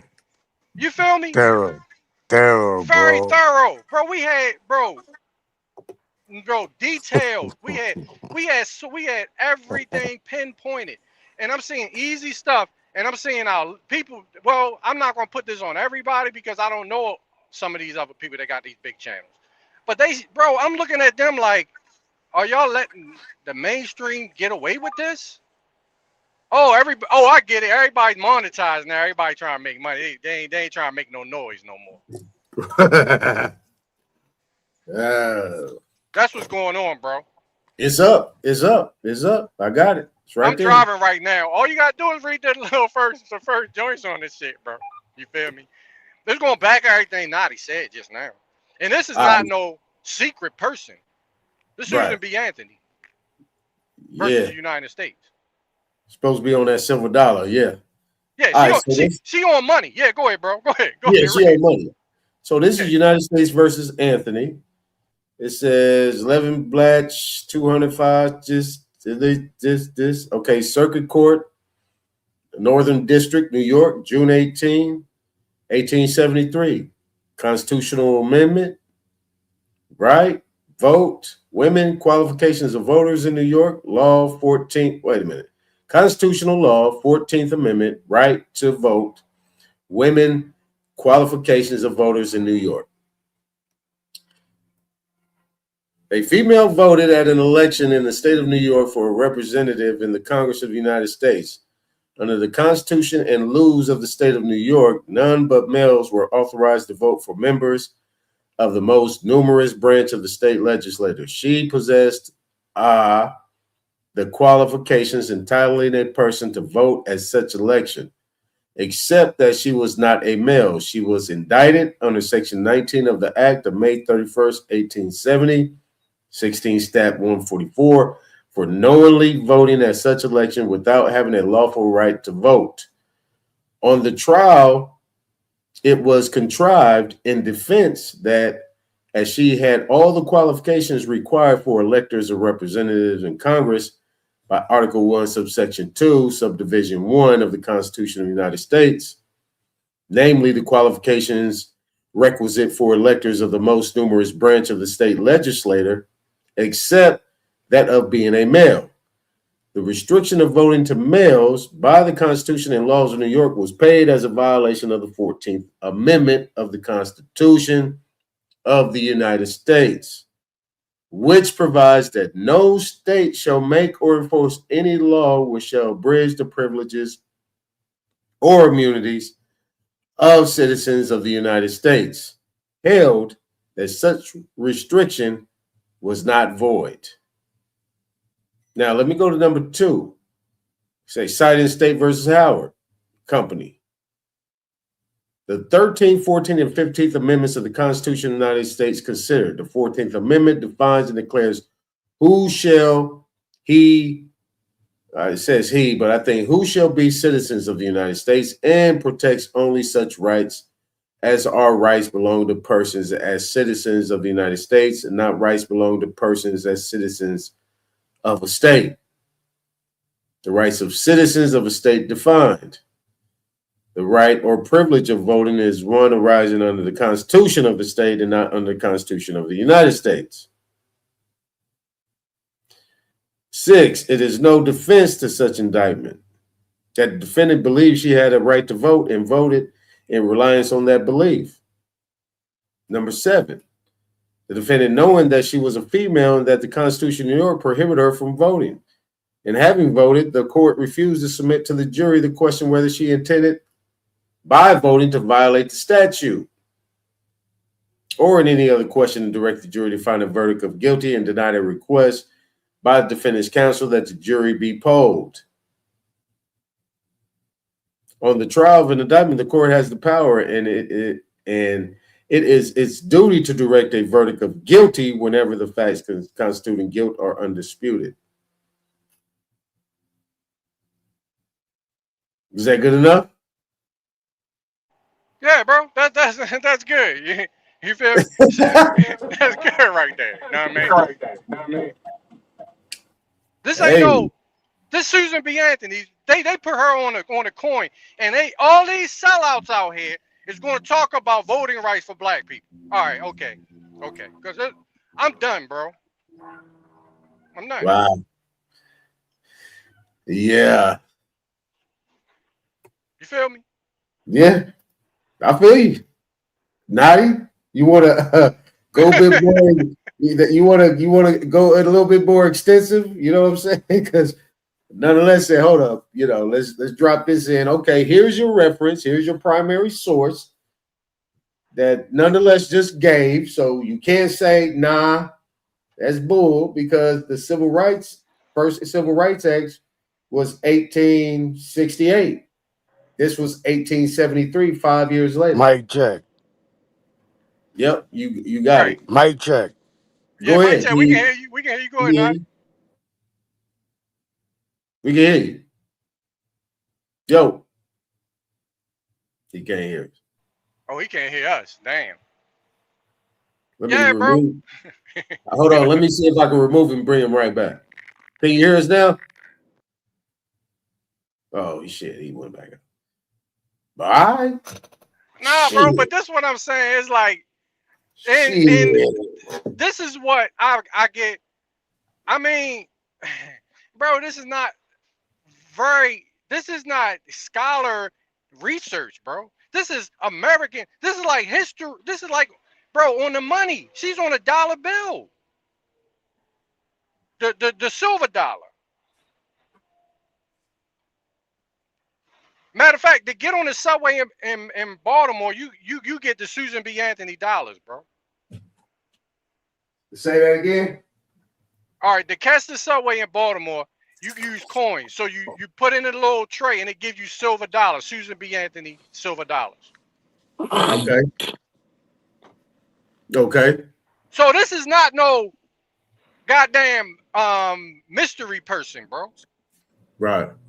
This ain't no, oh, well, she fake. Nah, bro. She was very white people. She's like the white motherfucking Harriet Tubman and shit, bro.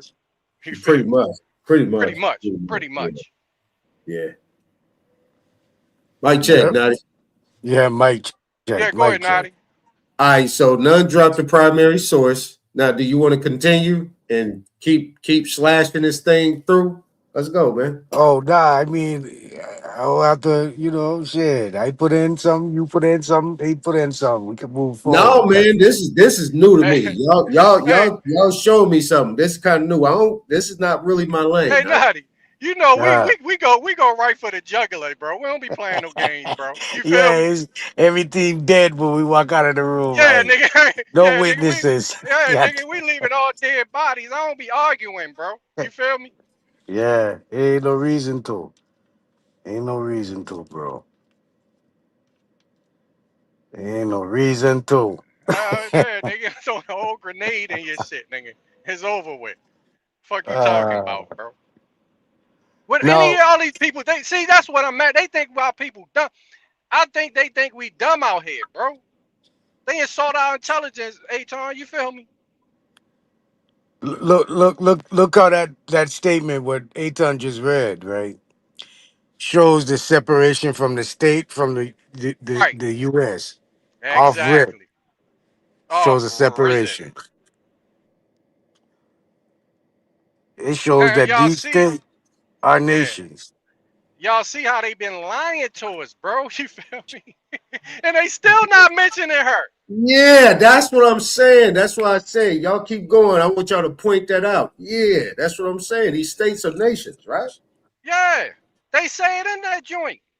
And your motherfucking ass believe you a United States citizen and all that other bullshit apply to you, man. That comes like second and third. God, whatever state you in, that's what's repping. That goddamn state. And then they bring in the commerce and all of that shit. But they bring it in where they claiming you as their property, bro. You don't belong to no United States. You belong to that state. I, s- I Look, let me show you something. yeah, go Go ahead. and get in a domestic violence. And say it ain't even gotta be just call because you and your gal arguing, they come out. That's a DV. Off rip. Someone they got a new law in Florida. If they come in at a call on a DV, someone going to jail. Someone. They're gonna make Someone. someone go to jail. That's right. Somebody got to go. Someone got to go. And no matter if y'all can reconcile it, that issue or reconcile, some people might say, but you, you can, work out your own differences. That shit, they coming in between it. Now this is in representation that they own you. Talk about it. Now they done gone with the body, and they sitting there promoting some type of interest to the other party where they call a victim advocate, where they get them $1,500 to relocate and do all of that just on a DV, just on an argument. Get too loud. It's somebody call anything like that. So it's taking you out of your Indian identity. That shit is gone. I don't know why we keep thinking that we can hold on and grasp onto something that's 19 oh long that even the natives let go. Natives said they didn't want to hold on to no Indian individualities, seeing them as Indian. Shit, they want to be known as native. They ain't known Indian because the whole corporate structure is off of that. They know what it is.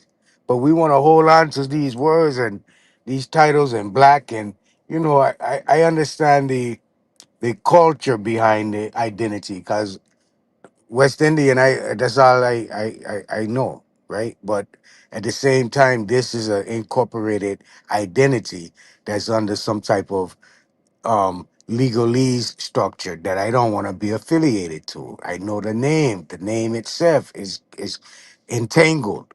So as my people let this go, even if they had this name at one point in time, they let it go. They had a sense on letting it go for a reason. There's a reason behind it. Just like it's a reason not to claim this U.S. citizenry thing. It throws you all the way off. You're not Mm-hmm. even able to study what you really truly need to study, which is your surrounding state laws and state constitutions and whatever statutes and things you. Now the statutes, you got to understand the statutes of these states. They majority of the time, 99.99% of the time, it's statutes that actually assists you in your plea. But they do have statutes that if you don't know how to work them, they are attribute. attribute to you by being a state citizen, as a state employee, paying state taxes, having state driver's license, state documentation. This makes you part of the state employment. Now they have more leadway to attach you to the statutes, even as a speed limit statute, which really is not for you. Speed limit statutes is for operation and driving of commerce, for policemen, ambulance. That's really what that's for, so they can move safely and don't interrupt public. It's not for your really truly identity unless you're a state employee or you affiliated yourself with a DMV under that state provision. Is a lot. Is a lot. But we got to recognize that these certain attractions like civil rights and these things wasn't for indigenous people. It was for the foreign colonists that was looking to have rights just like the free people of the land. But they had to have rights given to them or ordered to them, presented in a format of a legalese situation, because they couldn't they didn't have any sight of common law, because their whole operation was up under a industry format, everything. So even the order of their actions had to be formatted in under a legalese type of format. But go ahead, getting too far in it. Um, I'm just reading this whole case right here. I'm skimming through this whole case right here. Just looking at more stuff on here. Oh yeah, that's a gem, bro. That's a gem right there. That case. But they always want to bring up Dred Scott though, and they don't talk about Susan B. Anthony Right. though. You feel me? Right. Yeah, I always bring up Dred Scott. Yeah. Yeah, yeah. But She Dred like, Scott even said that you ain't a citizen though. Mm-hmm. In the Dred Scott case. So I don't know why they bringing that shit up. right, exactly.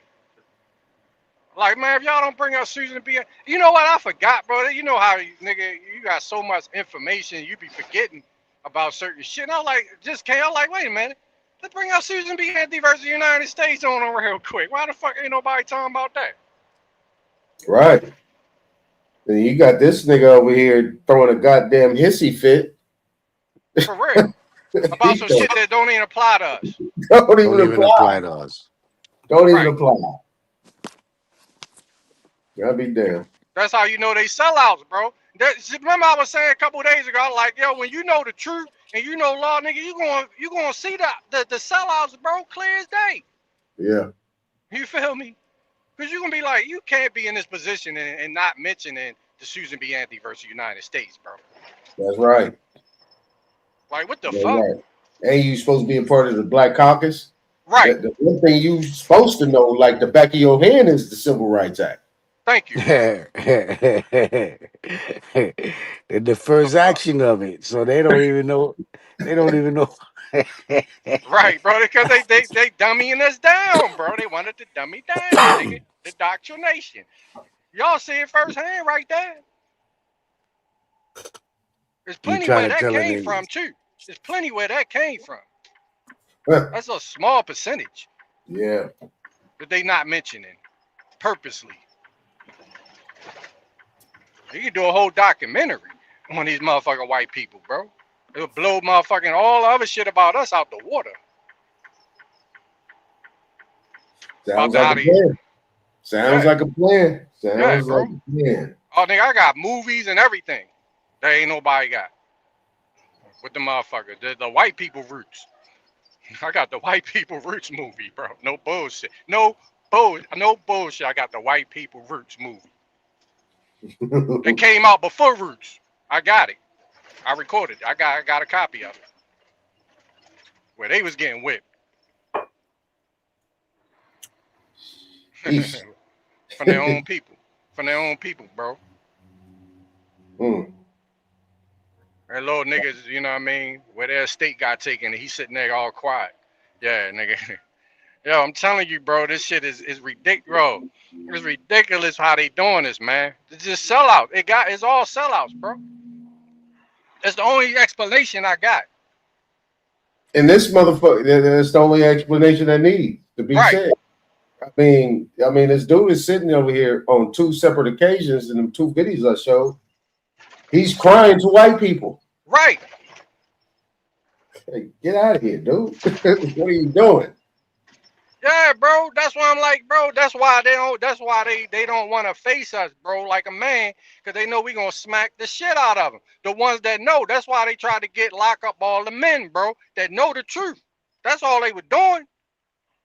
Right. Because they know we know they saw now, so they try to suppress us, lock us up, do all this other shit, because they know we gonna smack the shit out of them for lying, bro. For real, for real. So they went to that black white people for their army and shit to protect them. Yeah, for real. No bullshit. Mm-hmm. That's why they selling out, because that's their protection. But once they get thrown under the bus by them, that Trump, they worry, because they gonna have to face the motherfucking peoples that know they've been lying all these motherfucking hundreds of years. The same bloodline. They don't want that. Nope. This is why they doing what they're doing. Exactly. Like, wait a minute, you just exposed us pretty much. You just pretty much, and that's what he's talking about. He's like, yeah, Trump pretty much exposing us. Yeah. And leaving us out there like hanging to dry. Like, no, Trump, like, you're not getting no protection. Go face your people. Yes, exactly. Michael. Yeah, we can hear you. Go ahead. J-Dub, you there? Mic check, mic check, mic check. Oh yeah, I'm here. I just was seeing if my mic was on. Yep, my bad. Greetings, everyone. Greetings. What's up, J-Dub? What you think about that, man? What you think about what we've been talking about, bro? I missed the video, but were you talking about the Black Caucus leader, or is one of those people speaking on their behalf? Yeah, but they willfully ignoring the real information about these white folks fighting for these voting rights. So Susan B. Anthony versus the United States is a clear-cut, non-hidden case, historic case about the voting rights, and they not mentioning it, bro. Wow. I know you know, bro. That sounds like purposely not mentioning. Yeah. Being willfully ignorant.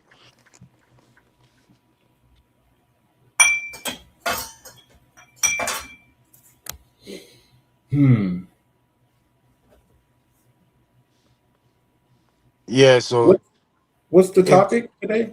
False information that we're being fed to identify certain issues as a racial issue, and it's not race, nothing to do with it. It's just ignorance of the other hand.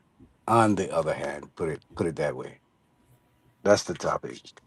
We fed bullshit, bro, to keep this racist bullshit going when it's not nothing to do with racism. Is all right. Check this out. I never was a competition type of dude unless it was with myself to make myself better, to be more righteous, to be more holy within myself. That's why. That's how I eat. You know, I contain from certain foods. I contain from certain alcoholic beverages. I try to do right by people. I try to speak the truth every time I open my mouth. It's just certain things I try to move forward as bettering myself, competition with myself. When I played sports, I was happy just to be able to play sport, to be able to play the game. My competition always came into me wanting to better my numbers. When I was running the miles and doing the 40, it was me running against myself. I always felt, right? The competition thing is another race identity to put a inferior complex in someone's psyche. subconsciously they're not identifying as a narcissist in all fields, but subconsciously identifying in a competition way. They are, because when you're fighting or in competition with a next person, you're actually envying that individual and want to defeat that, as in a manhandling type of event. And that's not that's not in order, that's not an orderly fashion to do. But yeah, that's what I feel the subject was about, bro. I mean, yeah. I mean, you got to be your worst critic. And, you know, the race perspective in itself by the name, because I'm pretty sure all of us at one point in time played Little League or play some type of competitive sport or something. You know, you play to win. And in that race, winning is a part of it. Winning. Now, where this guy, Isness want me to play the video again, play these videos again, but in terms of what this guy is so emotional about, it's like he's saying that they won. In the form of you winning, what did you have to sacrifice or compromise? Obviously, it had to be your own people in order to stay on that level and be able to participate in the United States of some sort. You know what I mean? So that race is who you racing against. Are you racing against white people? I don't think so. I think you race against your own people. Your racism is geared towards your own people because you sitting up there lamping, crying to white people. Wait a minute. We had an agreement.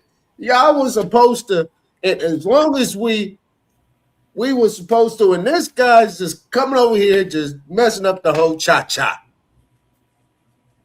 He's just messing up the cha-cha, man. Can y'all do something about this guy? Hey. Hey.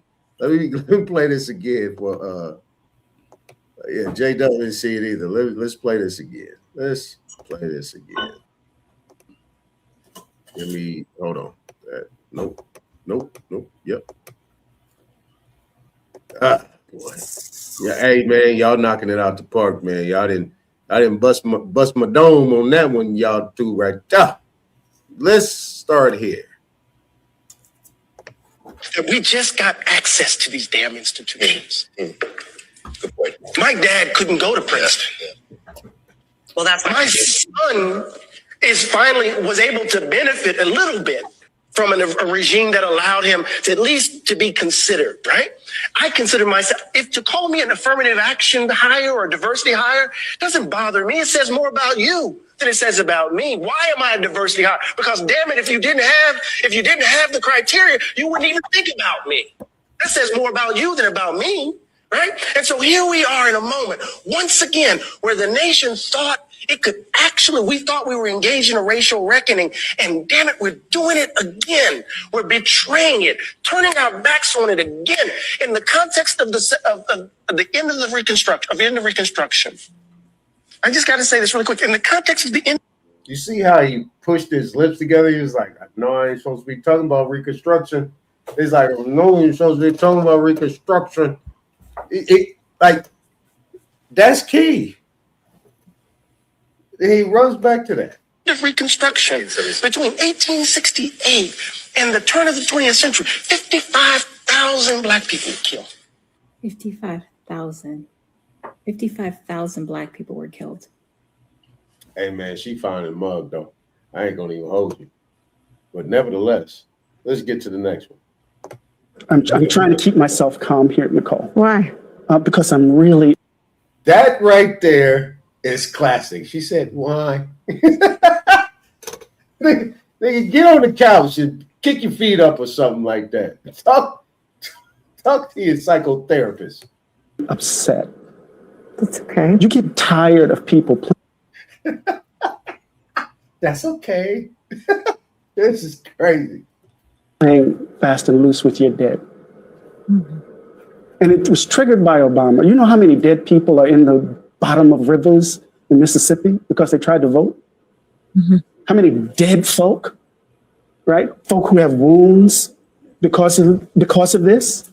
And here we are in this moment in the country's history, and we have to deal with this again.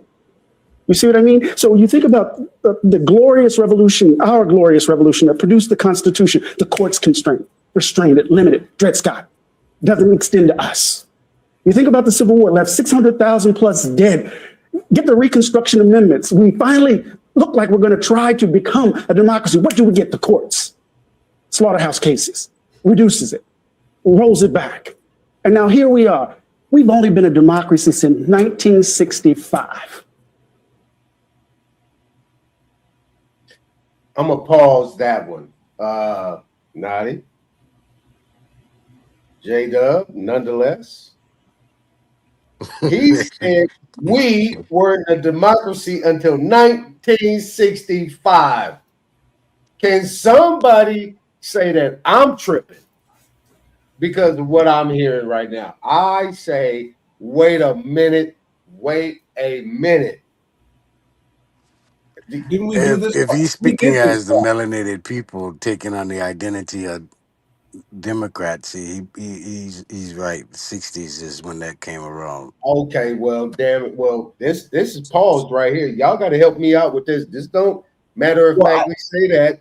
All y'all give me something, because what I'm hearing is that they have a democracy that they created in 1965. No, they created a democracy back in 1867, 68. Yeah, but they wasn't That's in when the power yet. They didn't actual have Democratic Party started to take That's up not the day uprise he's right after talking the about. Civil War. right. It's like a relay. That was Lincoln. So He grabbed again, the civil rights and all of this democracy and all of this was for the white man. Right. That's when they took full power. That's when they took full power is 1965. We didn't come into this shit into the 68s talking about affiliating with some civil rights shit. 60s and the 64. Right. Want I to don't use them. want no short talk and matter of fact talk, Nadi. 5 minutes, man. Y'all got 5 minutes, man. I need more. That's not good enough. Let me give you what I think. I thought you already went over this. I don't know why people keep telling me that the people is written down prior to 1921 in the man documentation, because we wasn't involved in them things. When the man came in with the democratic shit and Hold up, all them man. You two-party keep saying that. rule No, and you keep saying how that. they gonna You keep the saying that. Constitution is for them and them white man, and this was it right after the Nadi, Civil can you hear us, War. bro? Nadi, can you hear We us? wasn't involved in this. That's why all your shit gonna I don't be think so. missing. Yeah, I don't Because think Nadi this is can when hear they us. start to come in and take over the little Let him go. government Let him go site though. and whitewash everything. No, in the 1920s is when you're gonna start seeing we coming in, adopting with that bullshit, all because of Ethiopia.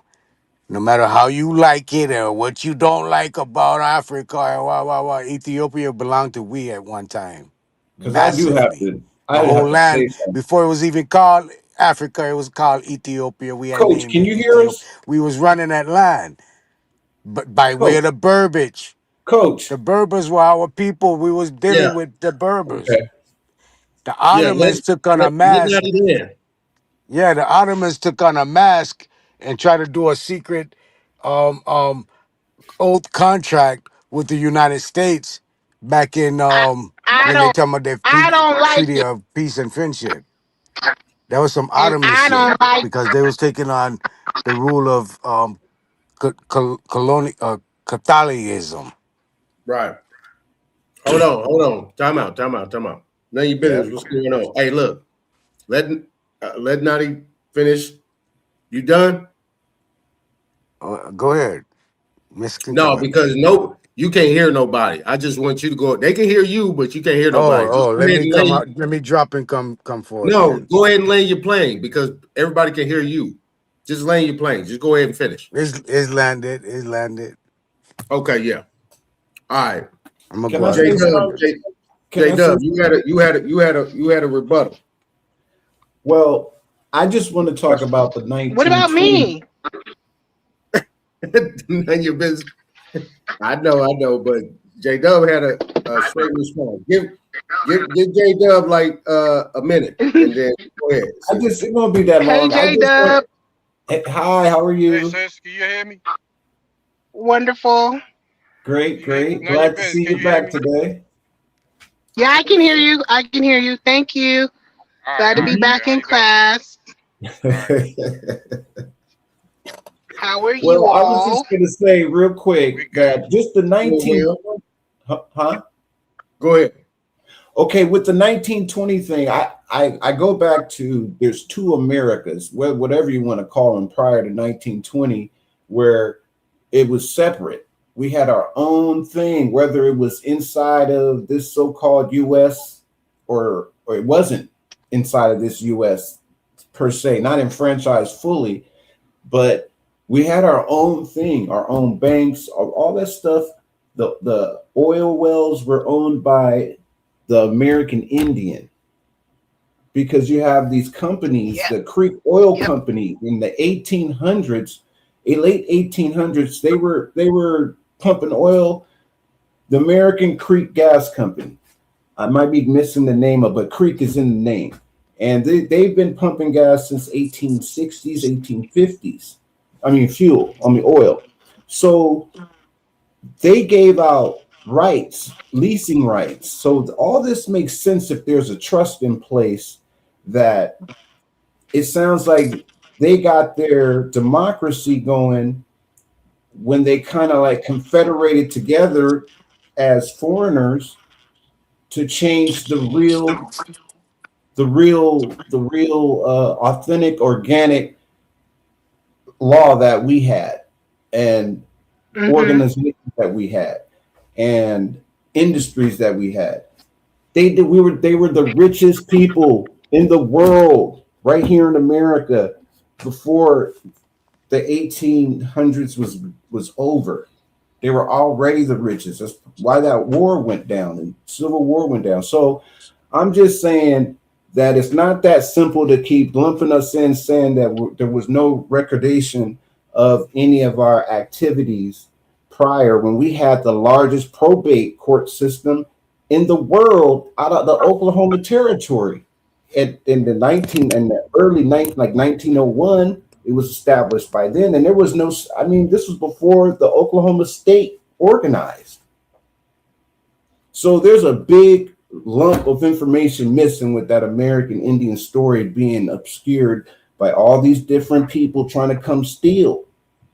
The Johnny come lately. And it's not even missing. It's all written in a lot of these old books from the different initiates who put out historical books, like Nuevo de Orb and I think it's Peter Martyr, Florida Breezes, the Antique or Antiquities, all of these different books. They plot and show how we had total like judiciary systems. Think about these so-called Tartarian buildings that we're using today for courthouses. Those were already here. They had huge rotundas, stadiums, all types of coliseums that were removed. They were demolished, and some were removed, taken to other countries. We were not just anybody. We were advanced. These buildings had lights. They had all types of just technologies that we could never know, because like the Tesla coil and with the copper and everything, we were already using that. Just think about it. We are the copper people. We're not copper colored. We have copper throughout our bodies because melanin is copper. Not just in our blood. Melanin is copper. Yes. Oh no. Carbon. Which yes, carbon. Carbon. The word carbon is literally copper in Latin. The same word. It's like what is it? Cobre. Yeah, cobalt, copper.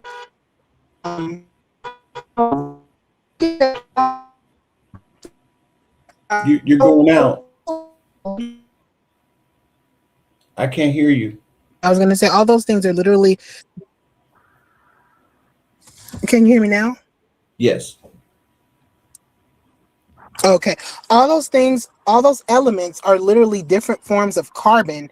And we are a specific and a particular form of carbon because the carbon that creates our bodies, it literally erupts out of the ether. So a fire has to start for the carbon that, would be used for our bodies to come together and become the person that we are. And that doesn't happen. It doesn't for all brands of persons, but None of business. None of business. Off of what you just said, that's so true with the carbon. That's why we're carbon beings, and others are carbon based.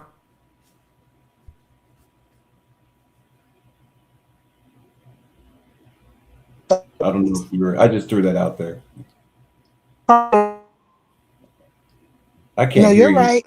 And also,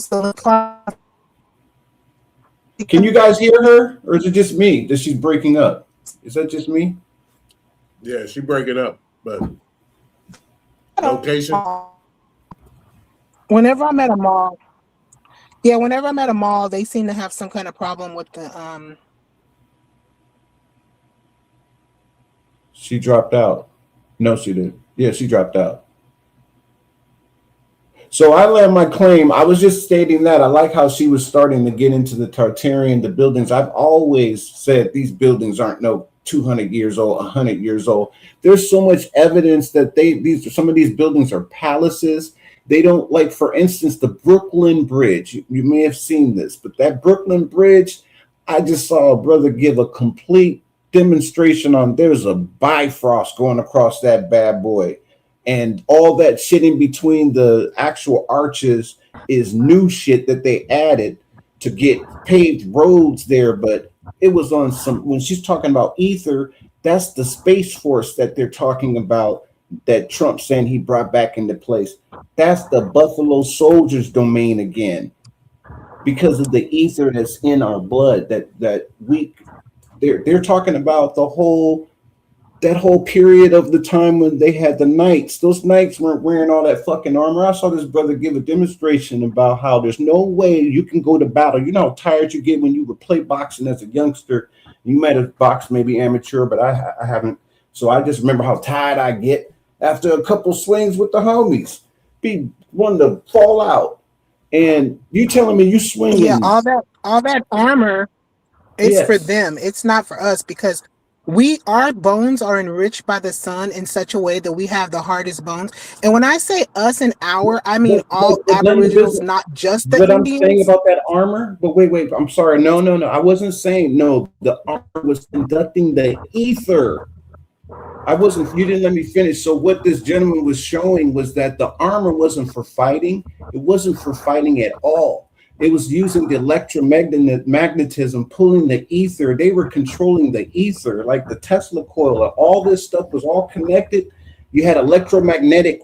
We're in a devolution when it comes to technology. Everyone is so into, it's just going to keep rolling forward. We ain't moving to the future. We're just going more and more to the bottom. This is a devolution we're in. The technology has been made. See the difference in a carbon being and a carbon-based being is a carbon being is able to, it's before all of this stuff that was created in this dimension. Everyone else came Johnny come lately. So we're talking billions of years that this soul has been rolling around in this universe or galaxy. Right. So we're not new. Time doesn't even touch us. Like when we are in the spirit, and the elements themselves are spiritual. That's why they're going after the gold, because there's spirit. The gold is soul. And that's why, like in a mirror, you know how there's a different dimension, there's spirit within that mirror. Mm-hmm. It's because the mirrors are silver washed. And then they also have gold wash mirrors, copper wash mirrors. But in the silver one, you see the same colors as true life, But there's spirit in there. So imagine we are dripping with all of these minerals and elements within our being, we are spirit through and through. Not just our souls, but our bodies are also spirit. Yes. Yes. It's a Princess, blend. princess. You ever see the movie The Prince of Darkness? Yeah. I don't know. What year was it? 80 something, maybe early 90s. Probably. A Dracula film, right? No. You didn't get me any. It's about the mirrors and the dimension behind it. Oh, Oh, okay. I okay. may have Or seen within it. it. Oh, by John Carpenter. Yeah. Okay. I'll have to go look it up. Mm-hmm. Yeah, but so the same way, like we are made of that, and we don't even, if everything's done right, we should be able to conduct the ether. I mean, we are ether, but we should be able to conduct and pull electricity from the ether just with the elements and copper within our bodies. But that's why they try to pump us with the mercury to block our ability to harness, electromagnetism. Yeah, and that's But why they're blocking out the sun. Well, the more emphasis on that would be I think it would be a copper bracelet on one arm and another bracelet on another arm would intensify that activity. I can't remember the other metal. Copper Well, being that one of them. Arcturian said it would be period, what? though. It would Copper be would be magnets and copper. yeah, it would be one arm would have some other stone that's a magnetized stone, and the other arm would have copper on it to be able to manipulate energy out of the air. Mercury is used a lot.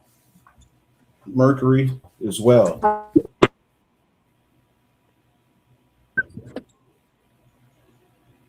It's about movement and flow. That's why you see Mercury like on the mythos for, like the wings on sneakers and. I think Mercury is a binding, a energy binder. It Or moves. It's like a. They're saying it's being used with like for portals. Yeah. Like the medium that's being able to use to go from one dimension to another. So we're multi-dimensional beings just in the fact that we go to sleep and wake up and all this stuff every day in this holographic universe we're in. So a lot of the stuff is missing because we're not talking about a lot of this is mainly just mental. It's just all coming about the brain. And then we have the subconscious, which is what they call hell.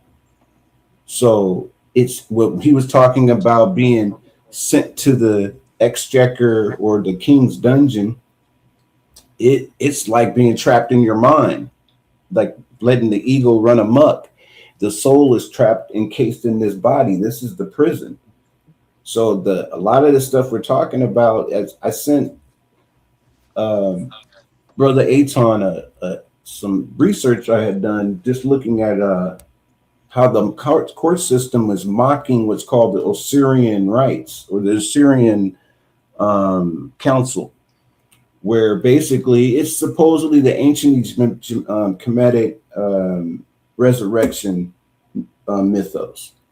So they taken that and converted it into the whole thing, the whole arraignment, the whole description of the resurrection of the soul. They made a mockery of it through what seems to be in around the time of the 1900s, like the early 1900s, when you have this Aleister Crowley character that was running around bringing back these ancient Kemetic rites that had some strong spiritual power that was unheard of to the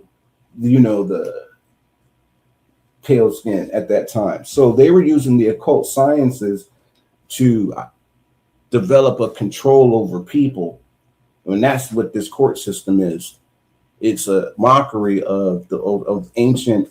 I don't want to give it all to the ancient Kemetic, because even the people in like the Kush, the India, where the present day Hindustan, this technology is a ancient thing. It's not just yet Johnny come lately, like yesterday, like these people just came. So the mockery with the U.S. court system is basically they're supposed to be judging your soul. Now they're not. How can they judge your soul? That's why we shouldn't be in these court systems. It's a straight mockery. And anyway, I didn't want to go off on a tangent there, but I land my claim.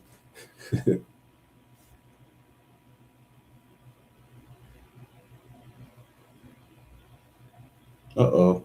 Did I get kicked off? Nonetheless, what you got going on? No, I'm with you. Can y'all hear me? Because I'm not sure keep picking up. Yeah, now I can. Yeah, I'm with you on that, bro. I think the same way, bro. Like, how can they come out here and judge us? But that's how Can't you know. hear you. You can't hear me? Oh, hold on. I hear you. I hear you. Can't hear you. I hear you too, Naughty. Yeah, but I can't hear him. Dang. What's wrong with this thing, man? I can't hear Aton either. I coming out. Oh, you can't hear Aton? Okay. Hold up. Damn. I was gonna put him in the back and then bring him back up. That shit. Sometimes that. I told him. Yeah, he hears you. He hears you, Naughty. Yeah, he already dropped off. Okay. He gonna come back. Well, nonetheless, go ahead.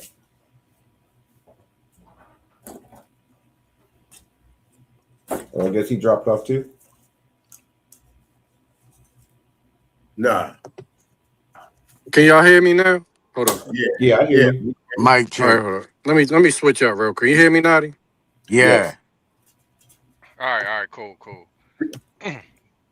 No, bro, I was just saying that's the way I think too. With these judges, that's how you know that is impossible for them to judge your soul. That's why you know it's our corporation. That's why I get kind of frustrated when you talk to people that don't understand that and they think these people have authority when they don't have authority over you.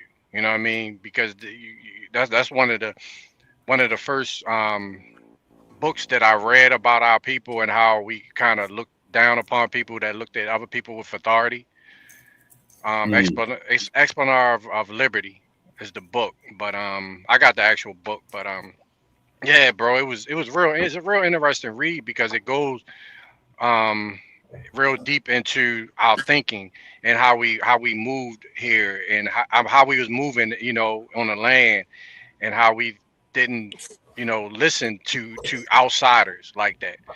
And I think that's what a lot of our people have been trained to look at these police, and they actually trying to train us to look at them with authority. You know what I mean? So when you look at them as authoritarians, then you start subjecting yourself to them. And when you walk into their venues, you automatically give them jurisdiction because you're looking at them as if they have authority over you on your land. You know what I mean? When you got to look at them as doing business. That's why we try to stress the people to get that thinking that that on the business side, not any legal or you're being in trouble. You got to look at it as entities that you're working with these people for. You know what I mean? So I think that's one of the ways that I got my mind to really look at them. You know what I mean? Once you get your mind looking like, thinking a certain way, everything start to fall in place. You're going to learn that. You know what I mean? You're going to learn a lot easier for you to learn this information when you stop looking at them as being authoritarian as the way they can judge you. They're judging your entity as far as a state, and you're looking at, okay, you're trying to go after this bond. Okay, well, this bond is a debt, but I don't owe any debt because you owe me a debt. You can't pay a debt with a debt. You know what I mean? So you constantly repeating this in your mind. You looking at it through a certain lens, and everything that they're talking about, you are now piercing the veil that they're trying to put in front of your face. If y'all understand where I'm going, I'm pretty sure y'all do, but yeah, well said. Yeah, it's a process, because I had to train my mind to get to that point where I was like, okay, I can't think of. I'm thinking, I gotta stop thinking this way about them and start thinking this way, and then that's when everything started like, whoop, whoop, whoop. All the blocks started falling into place in my mind. Yep. it makes more sense. When I ran across this piece, it's called the Eleusinian Rites or whatever. He was using it. Aleister Crowley was using this. He got it from ancient Egypt, and he was using this, made a play, turned it into a play. So it's about the Osirian resurrection of Osir, and it basically is talking about you recollecting your mind, because it's broken up into like 12 pieces. So you know the story of Osset or Isis having to put back together that they could say it's the phallus, or all the pieces of Osir. Are you familiar? Have you ever heard of anything like that? No, I mean, I never really got real deep into Egyptology or Oh, okay. that thing. Okay, well, that mythos basically is you could take it and look at it as your brain. Dr. King, Dr. Richard D. King, the late great, he in his book he talks about the collective unconscious or the collective subconscious. They give the credit to Thun, but that's ancient Kemetic information. He put it in his book, Biological Psychiatry, African Origins of Biological Psychiatry. So basically, it's like you have the zodiac. So you know how everyone talks about their astrology, I'm this sign or I'm that sign. So those are like sectors of the brain or areas that we have these different relationships or correspondence of like attributes or intentions that come into play here on Earth during a certain period of time where you are where you are in the universe. So in relation to the planets and how their movements. So they've mapped that shit. They map every aspect, every angle, every arc, every second. And it's been done 40, they did that 40,000, they got 100,000 year cycles that they've been able to plot. So they have a deep knowledge of the subconscious of the mind. And basically, I don't know if you ever heard of Michael Talbert, but he says we're living in a holographic universe. So it's that type of energy that Aleister Crowley used in putting this play together, that he had it at Oxford. He was releasing the play at these other colleges in Britain, and it was controlling the crowd to such a degree that the government came in and told them, you got to shut this down. Now that's what they say might be the double play. Like, they want to make it seem like they put it out there and then they put it back underground. But it seems like timing wise, when I talk about those probate courts and all that stuff that we were already running, it seems like Aleister Crowley got involved, or the British government got involved around the early 1900s, late 1800s. And with this U.S. court system that we have now, that I think that they put some extra on it, where they use these occult, they connected this occult whole relationship to the thing. So it's very powerful, but what they've done was they removed our magic from it. So we naturally have an inclination, we're like easy suckers in this game because of they know our tendencies. It's like they were able to look at our biology, map out all these things, and then pull out all the parts that give you self-control and give you more power over your will. Especially when we're in situations where we think somebody else has authority outside of us. So it seems to me, I don't know, I might just be. No, you're right. They did do that, and I don't understand exactly what you're talking about. And I was talking about this the other day, or was it yesterday? That yes, they didn't remove our magic or our powers; they neutralized it. Yeah. So when you look at, I was talking about the divine punishment that comes from the universal, the cosmic type of cause and effect, right? That's explained as a universal law, right? Yeah, Hermetic. You know what I'm talking about, the Kabbalion. So Yep. you got cause and effect. You got the immutable laws that cannot be changed no matter where you go. right? Mm-hmm. So you got cause Mm-hmm. and effect, you got feminism, you got polarity, you have Mm-hmm. frequency. Mm-hmm. Now, once, Vibration, yeah, vibration, of course, yes. So rhythm. rhythm, yes, yes. Now, when you in court, what they or in the United States, what they've done is created neutralize the divine punishment they will receive by by us giving our consent. You see what I'm saying? So now, once we give consent, we're now agreeing to their treachery. We're actually doing it to ourselves. You see how they flipped it?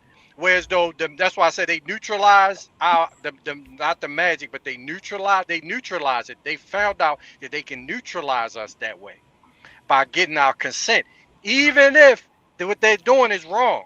This is where democracy comes from. Democracy is what?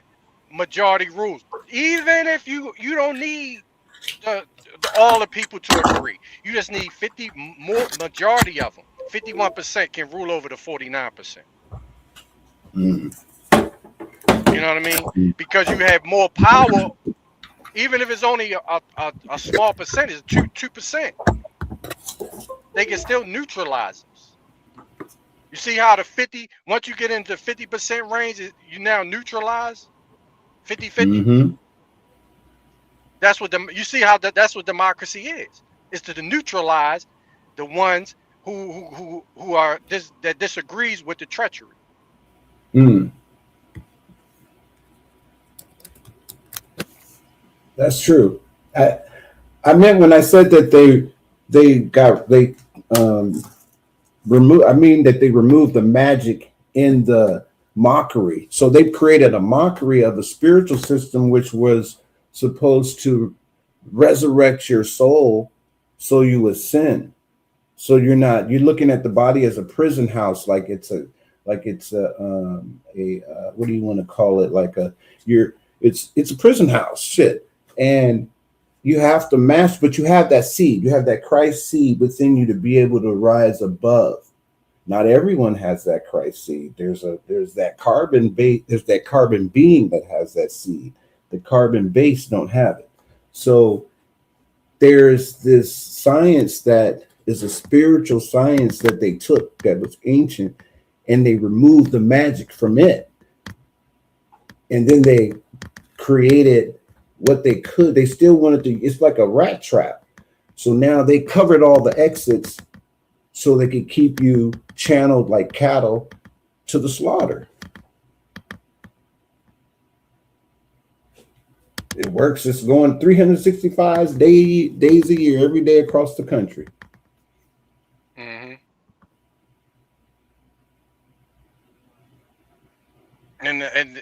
And that's why all of this stuff it fits together, because even if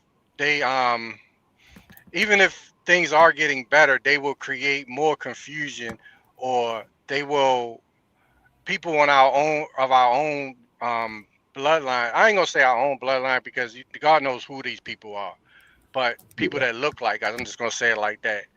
They will reignite a fire that doesn't exist. I heard these just news anchors, man, these white people on this shit, bro. They talk about this shit more than us, and it's very embarrassing to, not to me, but to the people who are supposed to be our leaders, because they got them dead to right with this this southern part of the law center, where they're saying if there's no fires, we're gonna start burning shit down so we can get funding.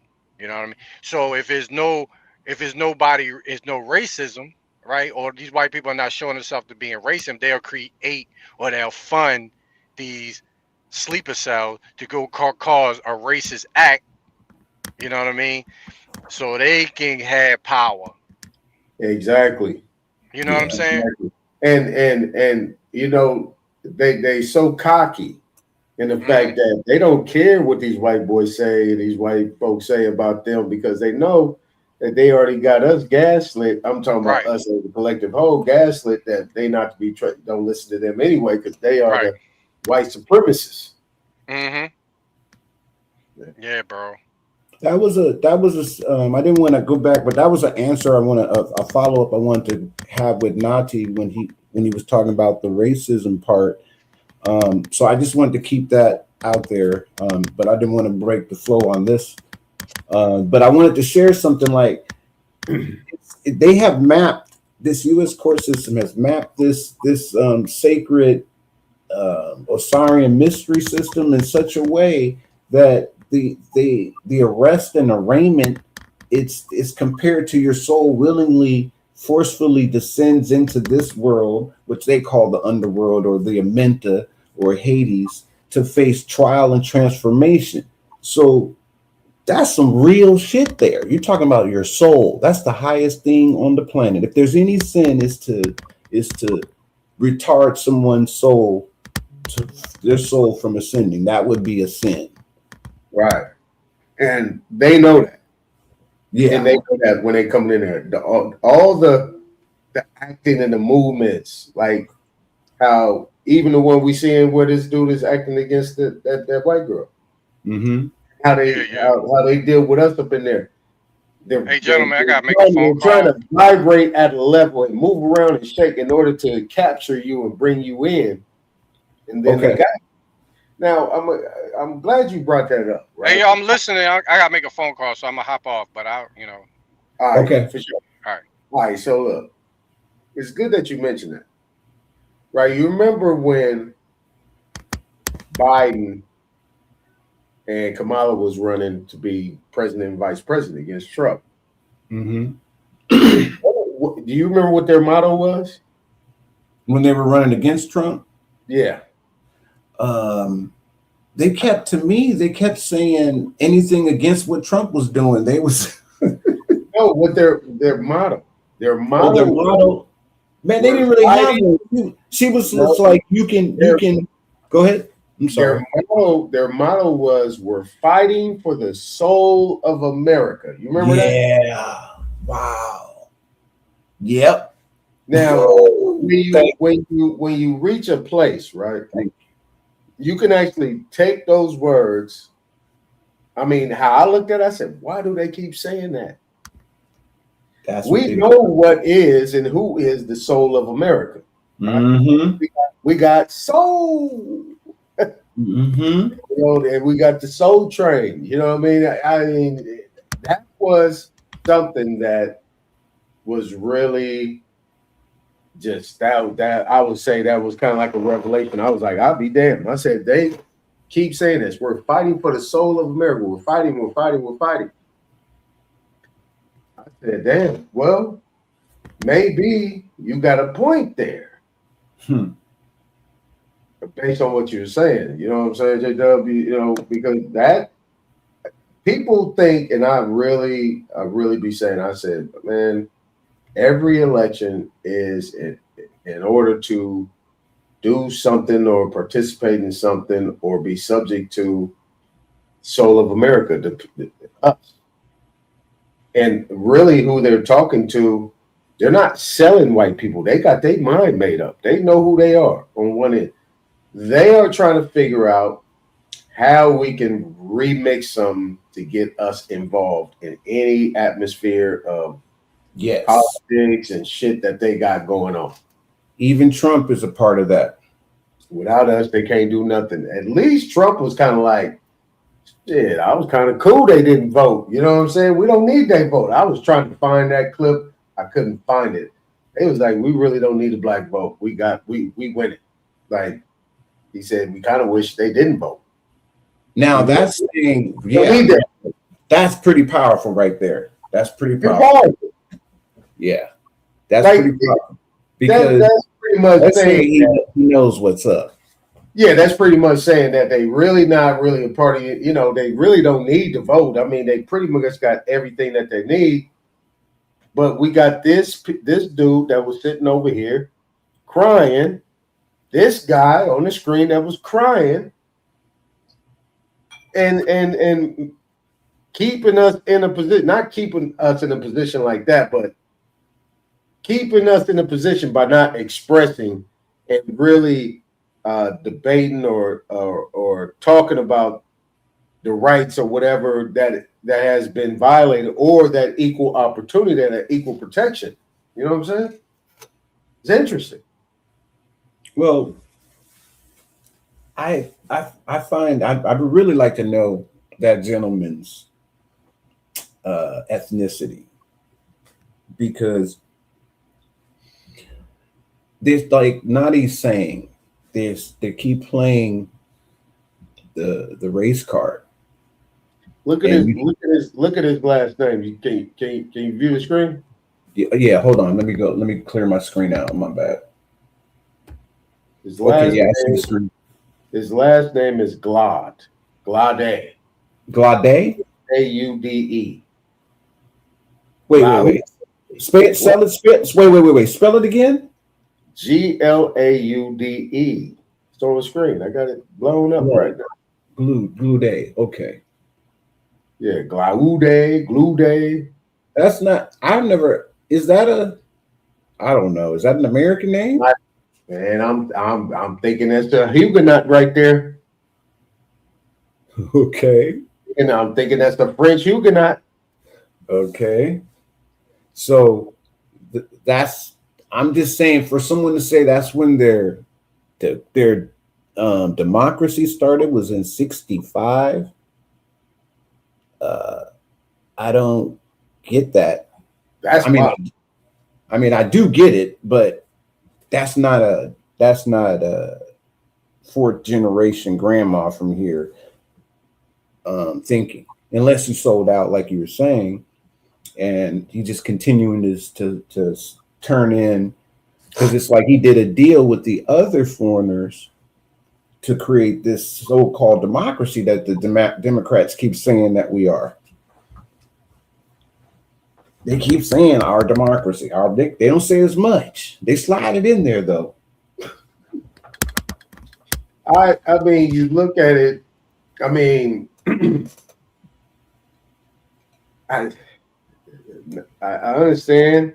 I mean, where not to be coming from, you know, but at one point he's complaining. At the second point, he's saying we and our and us when he's talking about in relation to the people who he's complaining about. So he's saying that he's in, right? He's saying he's in. I'm in with all of that, but at the same time, you know, there's something that was supposed to have been done that, you know, that was supposed to continue their democracy. You know what I'm saying? It's not making sense. I don't want to overthink it. I don't want to say I know what that actually means, but I think at the end of the day, people be like, well, who's our? We, us. Yeah. But to say what Nadi, this is what I wanted to say. That another thing about what Nadi was saying, to add to his point of shedding all of those labels and being the living man, I get that, because that's what the clarity would come in, and he wouldn't speak that way if he was being the living man. Right. But he's not. So he's hiding behind a shield. He's hiding behind a veil. And it's very, I like the word obscure. It's very, you could go any direction. That's right. And that him right there, that's what you would call a ghost. Yeah. Like, you don't know what he is. I mean, he's talking to them, and he knows they know what he's talking about. And when he was talking, he was snapping his face. He was moving it. He was moving. He was talking. He was spitting. Like, he moving around, and I'm like, wait a minute. Like, he was like, this dude is decimating. It's like, Trump is trying to free our slaves. Motherfucker, if you really ask yourself the question, if we were of the thought that you were the slave master and we were the slaves and the white people wasn't, nigga, you be gone tomorrow. The one thing that he knows is that the white folks ain't gonna help us with that, because that's not our business. We're about this. That's what white people say. We're about this. Yeah. Just like this sister said, I'm about to play her in a second. You know what I'm saying? Because she pretty much hit it out the park for me. That's how I think. If I had thought a certain type of way about politics and these black people in politics, this is what I would say. And listen, when you listen to this, I want you to listen to this without your emotions, okay? Peace, you guys. Welcome back to Unshakable Beach Edition, y'all. I couldn't resist. It's the last. Don't she sound like a DJ? Yeah, she does. She sound like an East Coast DJ. East Coast DJ. Hey, y'all. You know what I'm saying? I like that over there. Last day of the month, and you were looking at one happy Negro. Why am I so happy, y'all? Let me explain. Y'all, the Supreme Court just did black folks in America everywhere a favor. Why do you say that, April? Why do you say that? I mean, I see the blacks everywhere are crashing out because of this recent Supreme Court decision. Let me explain to you why the Supreme Court just did us a favor. First of all, I'm going to just say this, and I know it's going to make a whole lot of people mad, but y'all know I don't care. It is time, y'all. The Supreme Court, they didn't say this, but this is how I interpret what the Supreme Court just did. The Supreme Court was like, look at here. We didn't gave you melanated-minded Marxist Negroes control over these majority black districts, and we've allowed y'all to have these black districts based on race for a very long time. And all y'all have managed to do is keep the blacks at the bottom. Nothing is better.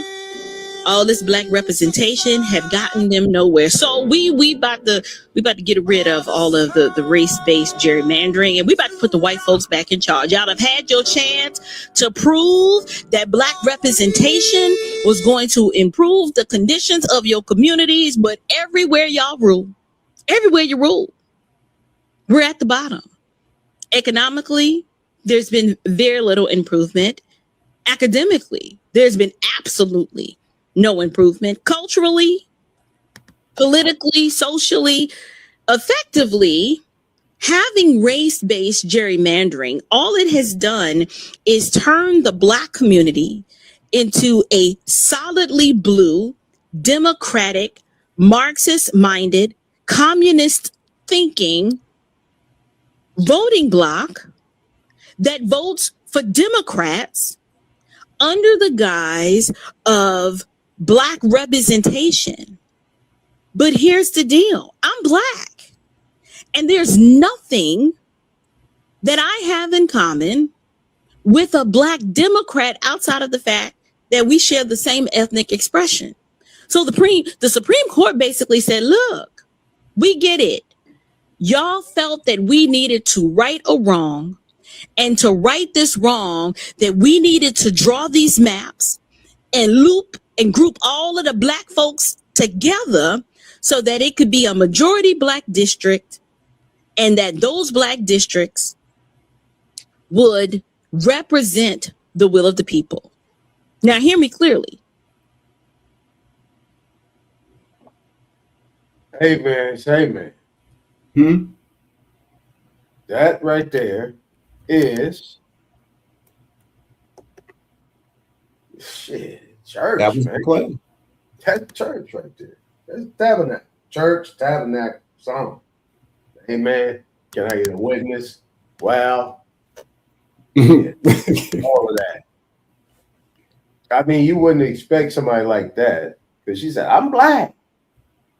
But she's not, she get that. She gets that. She's not going into it, but she knows the result. So she's just direct to the, get rid of that shit. Exactly. That's why I tied them all together. I tied them all together. That's interesting. But, at the end of the day, these people, you can't say, I mean, what happened to everybody? Yeah. Oh, yeah. And they dropped off. They had to go take care of business. Oh, okay. But yeah, but what you got to look at it like this. Okay, you from LA, I'm from Sac. When I was growing up, soul food restaurant, barbecue spots, events, all different type of stuff was at our fingertips. Was where? It was what? Just everywhere. Soul food spots, barbecue, all type of food. But wait a minute. When she made that She breaking up again. Break it up. You break it up. I'll wait for her to come back because she'll Can you hear me? Down again. Go ahead.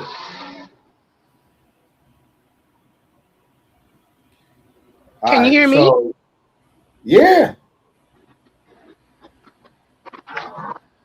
No, what about me? Can you hear me?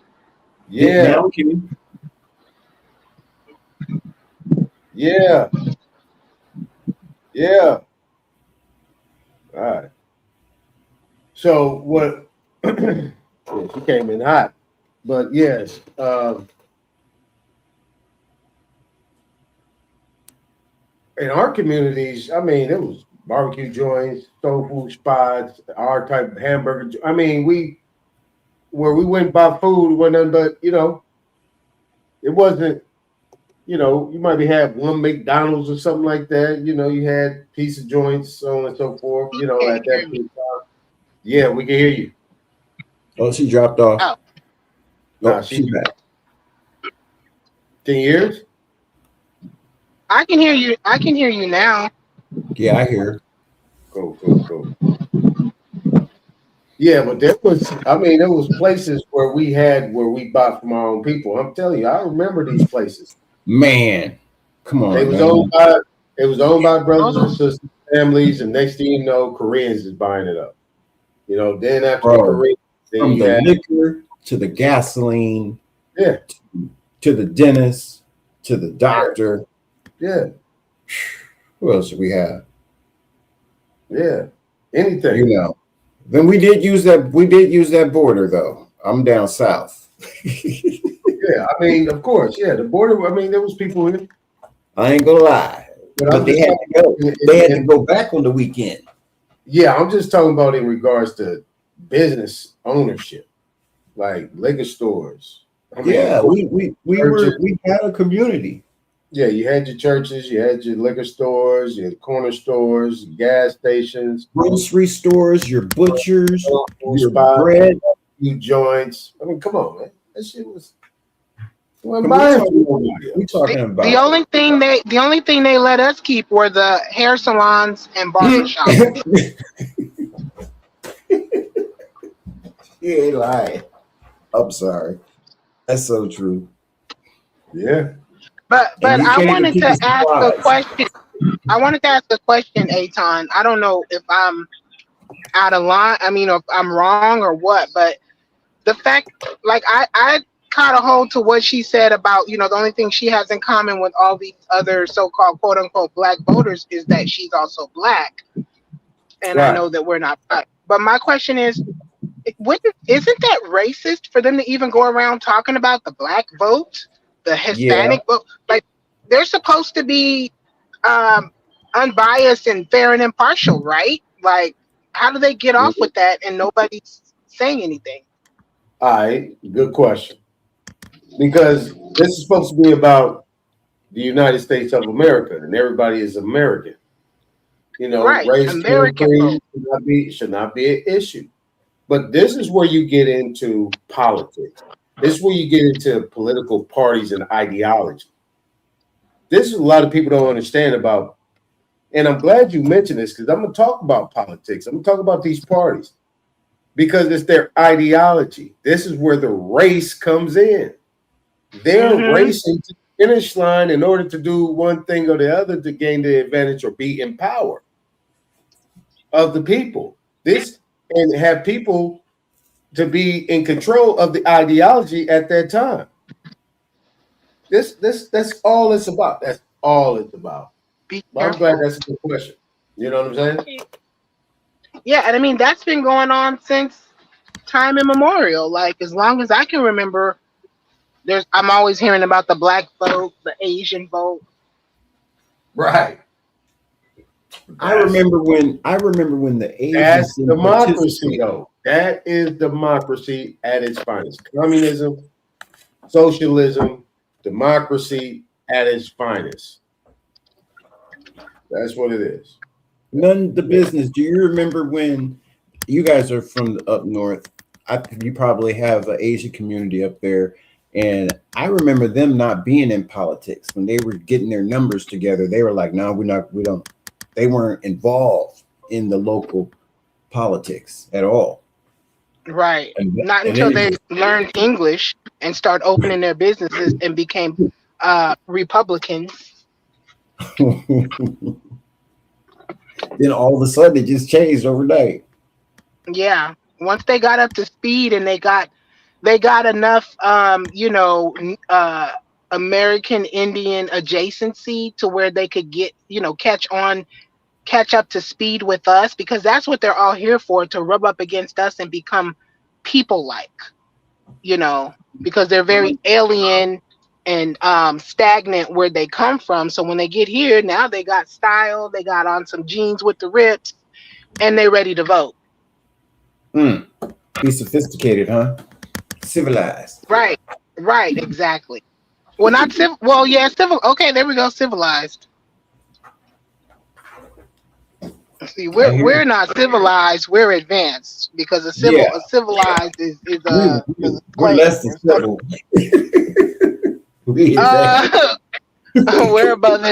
We're above and beyond. We moved past that game. I hear you there. Right. Yeah, but this is crazy. And when I'm looking at the word democracy, I see a few things in there. I see demon. I see the mockery. I see crazy. I see like similar to aristocracy, but I know the crazy part is rulership. So and it probably has a different etymology as far as like stolen rulership, I would guess. I haven't looked at the word, but I'm just, guessing from what I know, just, yeah, because this is anything in the Constitution saying that they were supposed to have, broken into parties like this. You're right. I don't see that.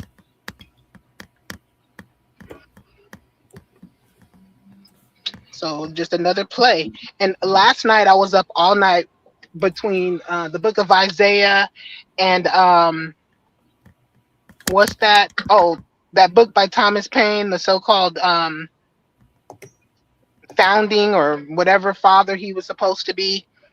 And he was big on that Christianity and talking about, Judaism and how it was real deep. Like, I think it would be good to go over that because it's just a pamphlet.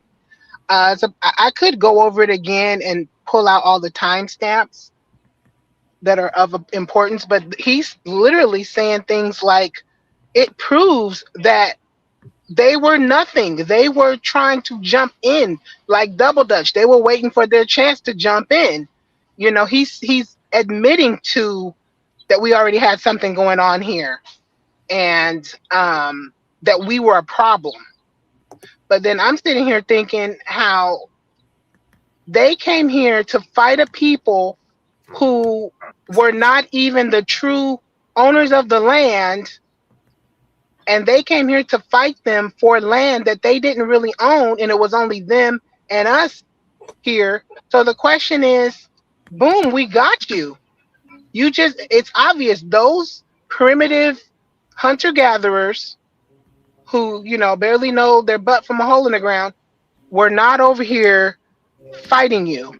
They were not over here building these buildings. They were not, the ones who had all this stuff set up, because you just told on yourself. You didn't do it. How could you have done it? Yeah. And then they're talking about the truth about this little island called Great Britain. It's not capable of you know, running a whole continent. You remember I said, remember when I showed the so-called King Charles speech? Yeah, that was good. And when he was talking about that the first sovereign to touch and visit here was in the 1930s and 40s or something like that, in the 1940s. That it was his grandfather or something like that. I'm like, wait a minute. That's a lie too, though. I mean, but no, it could be the truth. None of your business. To them. Well, to the United States, to them people. Remember, in the 30s and the 40s, in the 30s and the 40s, in the early 1900s, this is when you had all these people coming over here. All these pale skins was coming over here during that time. So sometimes you got to take what they're saying with a grain of salt, but hey, that's their conversation. It's not ours. And salt dissolves slugs because he's lying. Because if Carlos Cinco was his, ancestor, which we know it couldn't have been, but if it technically, according to their narrative, if that was their ancestor, then he was already here in the 1500s. So you just lied on yourself. See, I want to. There's a lady, Janine. She's got a podcast, and she was bringing up that they weren't the so-called royal family. Their names were changed. They weren't the same names that they had at birth. Yeah, of course, because I think it was in the 1800s, they basically got set up as proxies to be blended in to pull out the so-called black people, the melanated, and they're black, but to pull them out and put these pales in. And that's when they start, changing the names to the Astors and the Waldorf, because they pretty much had those Yiddish names. So what they had to do was get names that are more English-like, American-like, yeah. But even if you look at their names are similar, but they're spin-offs to ours. We don't too much use those particular exact names. But she made a statement about the name Charles. Like, that's all day up and down. How many pale skins do you know named Charles? That's our name. I mean, that name comes 100% from our Latin, Hebrew, and the the original indigenous language. The name means king. I mean, it's got a few meanings. It means king. It means time. It means Yasharal. It comes from Yasharal, the people of God. Like it's our name and word. He literally stole it. He stole it. Right around the time, because he knew he was going to try to become a king, and he superimposed himself on the Incan kings list. If you look at that kings list, you see all these copper-toned, beautiful, brown brothers, and then the last one is this sneaky-looking African. That's clearly, and he's holding a cross of all things. Our people are holding, indigenous regalia, the scepters, and all that. Here he is with a damn cross. Who's this? Looking. Carlos Cinco's, Charles V. Oh, Charles V. Roman, of the Roman Catholic. He what? You're saying he's African? Oh yeah. Well, he would be an Aboriginal person that would go on to become an African. He would be an outcast. He would be a Castilian, which is black. If you look up the word Castilian, and you won't. This is not going to be something that's made clear. It's only made clear if you look at both languages, English, or all three languages, English, Spanish, and the indigenous, which I was doing because I was trying to read this book that was written in a different language. So I was, going in between the three lexicons, trying to verify the words according to, what little Spanish I know. And that's where I put together what Castilian was. So Castilian means black breed. And that's something they've been hiding the whole time. They are the blacks. They are the non-descendable. We are not black. We cannot be black because we are the sovereigns. Which is why I like what Chief I Am was talking about, because we have to look at all those little, bits and pieces and break it all down and digest everything, because if you leave one thing, one stone unturned, that's another thing for them to come and throw back at you and get you. Yes. But Yes. So true. literally pull up that word, take that word Castilian.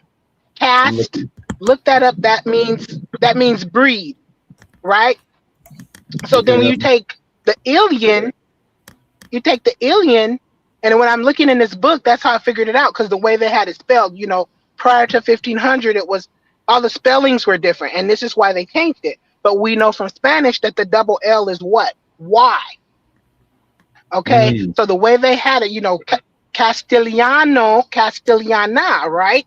So I know from going back in between these lexicons and trying to learn, this indigenous and all this, that Yana is black. The Castilian are the black breeds. Boom, you're busted. You are not royal. You are not regal. You are usurpers. You're thieves. And you're busted. And when I saw that, I was like, this. With an I, or is it with the E? Well, the E, you have to look at it. E is kind of like one of those silent secret.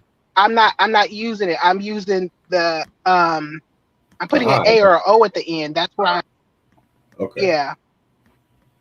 So Castile as one word, and then the second part will be do you know the indigenous language called Quechua? Yes, I've heard of it. Okay, so that's the language that the Peruvian Incans were speaking. And Charles and all those folks were over here working under the Incans, but then something happened where they usurped us, and we ended up being under them. Pretty much, they ended up taking control, and this was all in the 1500s. And the book is the Historia de los Incas, I mean, and that's where I found this, like how King Charles got in. He was some type of regent. They were some type of regents, and they came over from Hispania, which is now Haiti. It's now Haiti, but Hispania that's Spain. So they took that name, flipped it. It was called Hispaniola. Yeah. Yes, Hispaniola, and they took that, flipped it, took all, because H is another one of those evasive letters. H, J, E. Yeah. Different letters. Those are their little agent letters. So they took that part off, and you just break it down. The Spain part, flipped it and took it to Europe. Spain is not even a truly livable location. Like 80% of the so-called land in Spain is a mesa, which is those huge tree stumps. Mm-hmm. So when those tree stumps were cut or whatever, literally it's just like a big piece of wood. And no people even live on the interior of Spain. They all live around the edges. So they never really had a full like how they keep saying, oh, Spain and their people. They didn't even, how do you build an army? How do you have any resources? You're literally, you're on a wasteland. Yeah. I get you. So Hispaniola was the jump off because it was right there adjacent to the mainland, able for them to get back and forth and get on our land, and for their dealings with us. And then for whatever reason they killed Atahualpa, and when they killed him, I do believe Atahualpa was some type of so when it came to the Incan kings, because we did have kings, get over it, we were kings that had kings by choice. But I do believe that these kings, when they call them Tapa Inca, they had some type of almost like how the Pope is the vicar of Christ, so kind of like the stand-in of God on earth.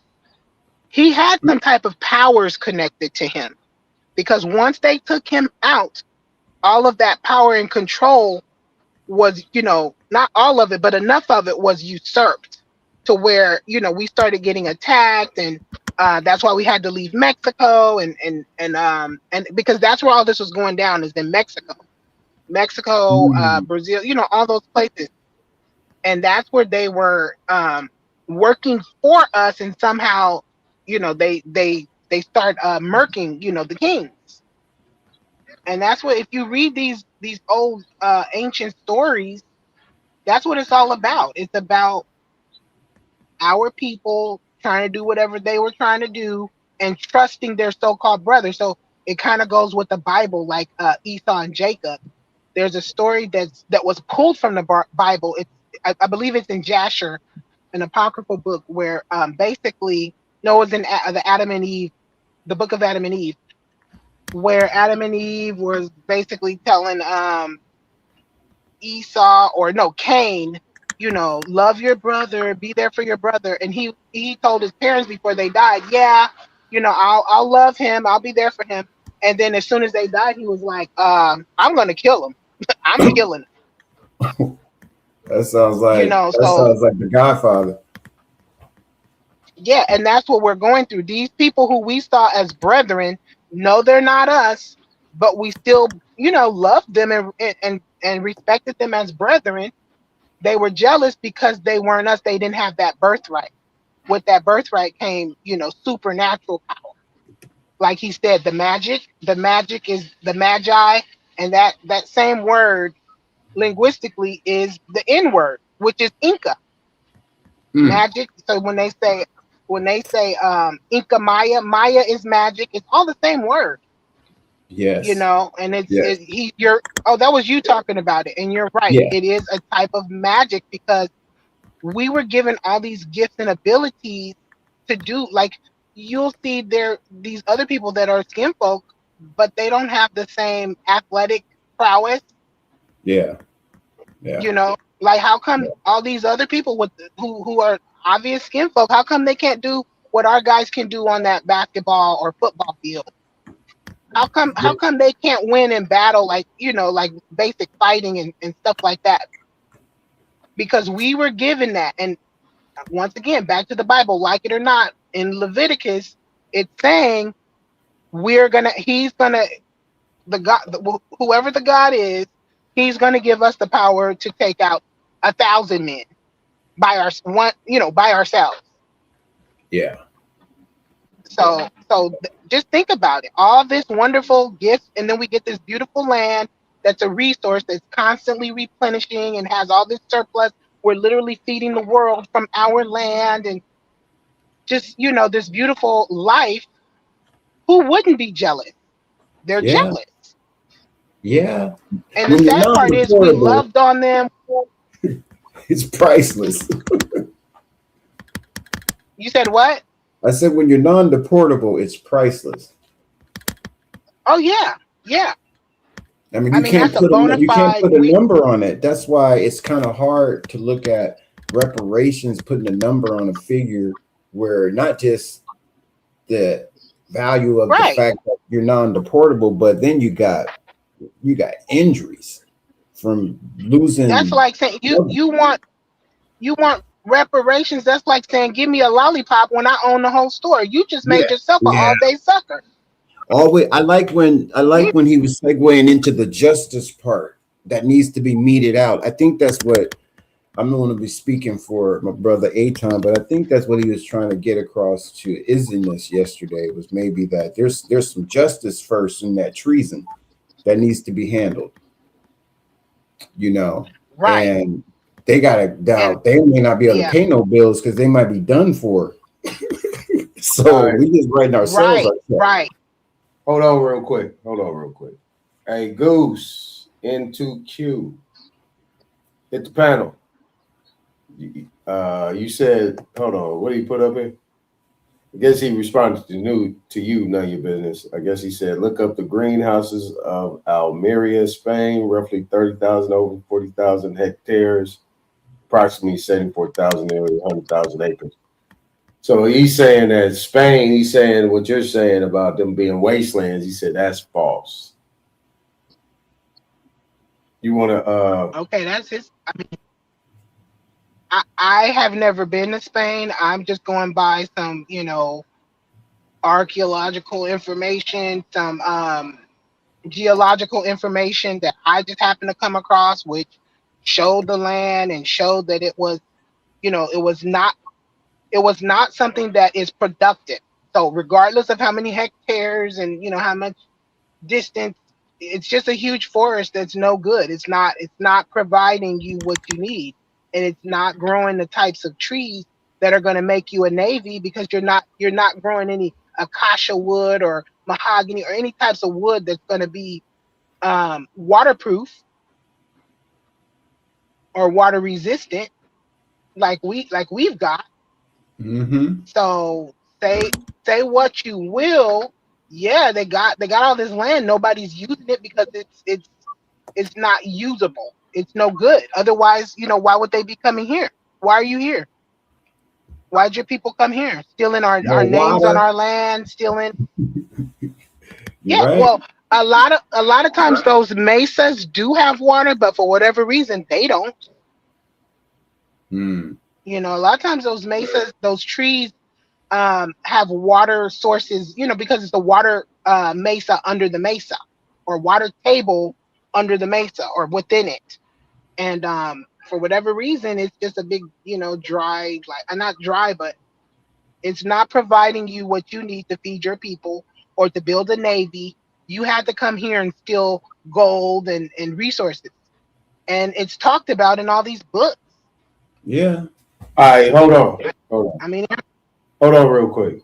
What if you can't be done at the same time? What do you mean, isn't this? I don't understand that message. I don't know what you were commenting on that. I don't know what she was saying on that.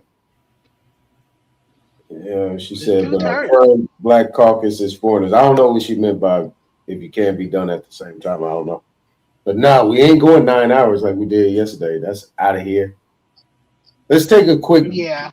Let's look at this last video. This is the one I ain't played yet, but I think this might line up to what you guys are talking about. Yeah, wherever this guy Goose, whatever he is, as long as you being respectful, homeboy, you cool. So we about to play this real quick. I mean, look at the wonderful country. It's a beautiful country. You should try it sometime. Somalia. It's a beautiful place. It's got no government. It's got no military. It's got no anything. It's got one thing that's really strong: crime. It's got a lot of crime. They have no police. All they do is run around shooting each other. It's filthy, dirty, disgusting, dirty. It's a horrible place. They come here. So let's look at America since they started this whole Build Back Better nonsense, or you can even say this Make America Greater nonsense. Start with the bankruptcies. In 2024, American business bankruptcies hit the highest level that they had ever hit since 2017, over 23,000 businesses. In 2025, that went even higher, 25,000. Large corporate bankruptcies, the billion-dollar plus failures, that hit the highest level since the so-called Great Recession since 2010. We're talking years after you started building back better. You understand? The big corporate bankruptcies through the first half of 2025 were running 43% above pre-pandemic averages. 43% higher. Build back better. Make America great again. You built the worst bankruptcy number since the financial crisis. That's what you built. Okay, look at the layoffs. In 2025, over 1.2 million jobs were cut in a single year. That's the highest number since 2020. And 2020 was the pandemic. In Q4 of 2025, 260,000 layoffs were announced. That's the highest Q4 since 2008. No pandemic, no crisis. In October 2025 alone, just in October, 153,000 job cuts. That's up 175 year on year. January 2026, 108,000 cuts in a single month. That's the highest January since 2009. And plans for new hires of all of 2025 was only 507,000. That's the lowest since 2010. Listen to me. While they were telling you that the economy was getting stronger, they were making it better, they're building it back better, and so forth, American companies were announcing more layoffs than in any single year since the Great Recession, so-called. And the hiring that's supposed to offset the firing, hit a 15-year low. That's what they built, a labor market that's going in reverse. And look at your debt. In early 2020, pandemic time, the U.S. national debt was roughly $23 trillion. In March 2026, it's $39 trillion. $39 trillion. $16 trillion in new debt in just 5 years. While you're building back better. The United States government added more debt in 5 years than that country took in its first 200 years combined. And it's accelerating. The debt went from 38 trillion to 39 trillion in less than 5 months. That's the fastest $1,000 billion jump in American peacetime so-called history. In 2020, America paid $345 billion to service their debt. And in fiscal 2025, you paid $1 trillion. Tripled in 5 years. In 2024, interest payments on the national debt surpassed Medicare spending, surpassed national defense spending. Hear me on this. The biggest line item in the United States federal budget, the biggest line item is no longer health care for the elderly, is not even the military. The biggest line item in the American federal budget is the interest that the American government owes to its creditors. They're building a country.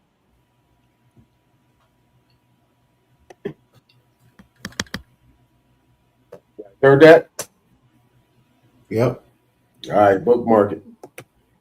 Country whose biggest job is to pay rent on the money that they already spent. Household debt, record highs, $18.6 trillion. Credit card debt alone cost $1.27 trillion. That's the highest that it's ever been recorded since they started tracking it in 1999. In the poorest American neighborhoods, the share of credit card debt that's gone seriously delinquent, that means that it's 90 days or more late, that went from 12% in the third quarter of 2022 to 20% by the first quarter of 2025. That means $1 in $5 of credit card debt in poor neighborhoods is 90 days late. So think about what that means. Think about what that means. 90 days late means they're not paying, means they can't pay, means the phone is ringing, means the statements are piling up, the bills are piling up, means the late fees are piling up, means the interest rate just jumped up to 29.99%, means they're not coming back from that. They're not coming back from that. That's a bankruptcy. That's an eviction. That's homelessness about to happen. The Federal Reserve, the Fed itself, not some activist think tank, not some NGO, not some charity, the Fed itself said that credit card delinquency is reaching levels that we saw only in the 2008 financial crisis. But now it's not happening because of some crisis. It's not happening because of some pandemic. It's just the way it is. They counted 771,000 Americans that are homeless on a single night in January 2024. And that was an 18% jump in 1 year, the largest single year jump ever recorded. The highest total since the Housing and Urban Development started even counting the numbers in 2007. Families with children was up 40% in 1 year. Nearly 150,000 American children are unhoused on a single cold January night. Chronic homelessness, 152,000 people, double what it was in the 2010s. And chronic homelessness is at 152,000. That's double what it was in the mid-2010s. Build Back Better built that. You understand me? 150,000 homeless American children in the richest country on earth in January. You've got foreclosures at record highs. You've got evictions at record highs. Foreclosure starts in 2025 was up 213% from the 2021 year low. Home insurance premiums are up 61% from 2022 to 2024. 61% in 2 years.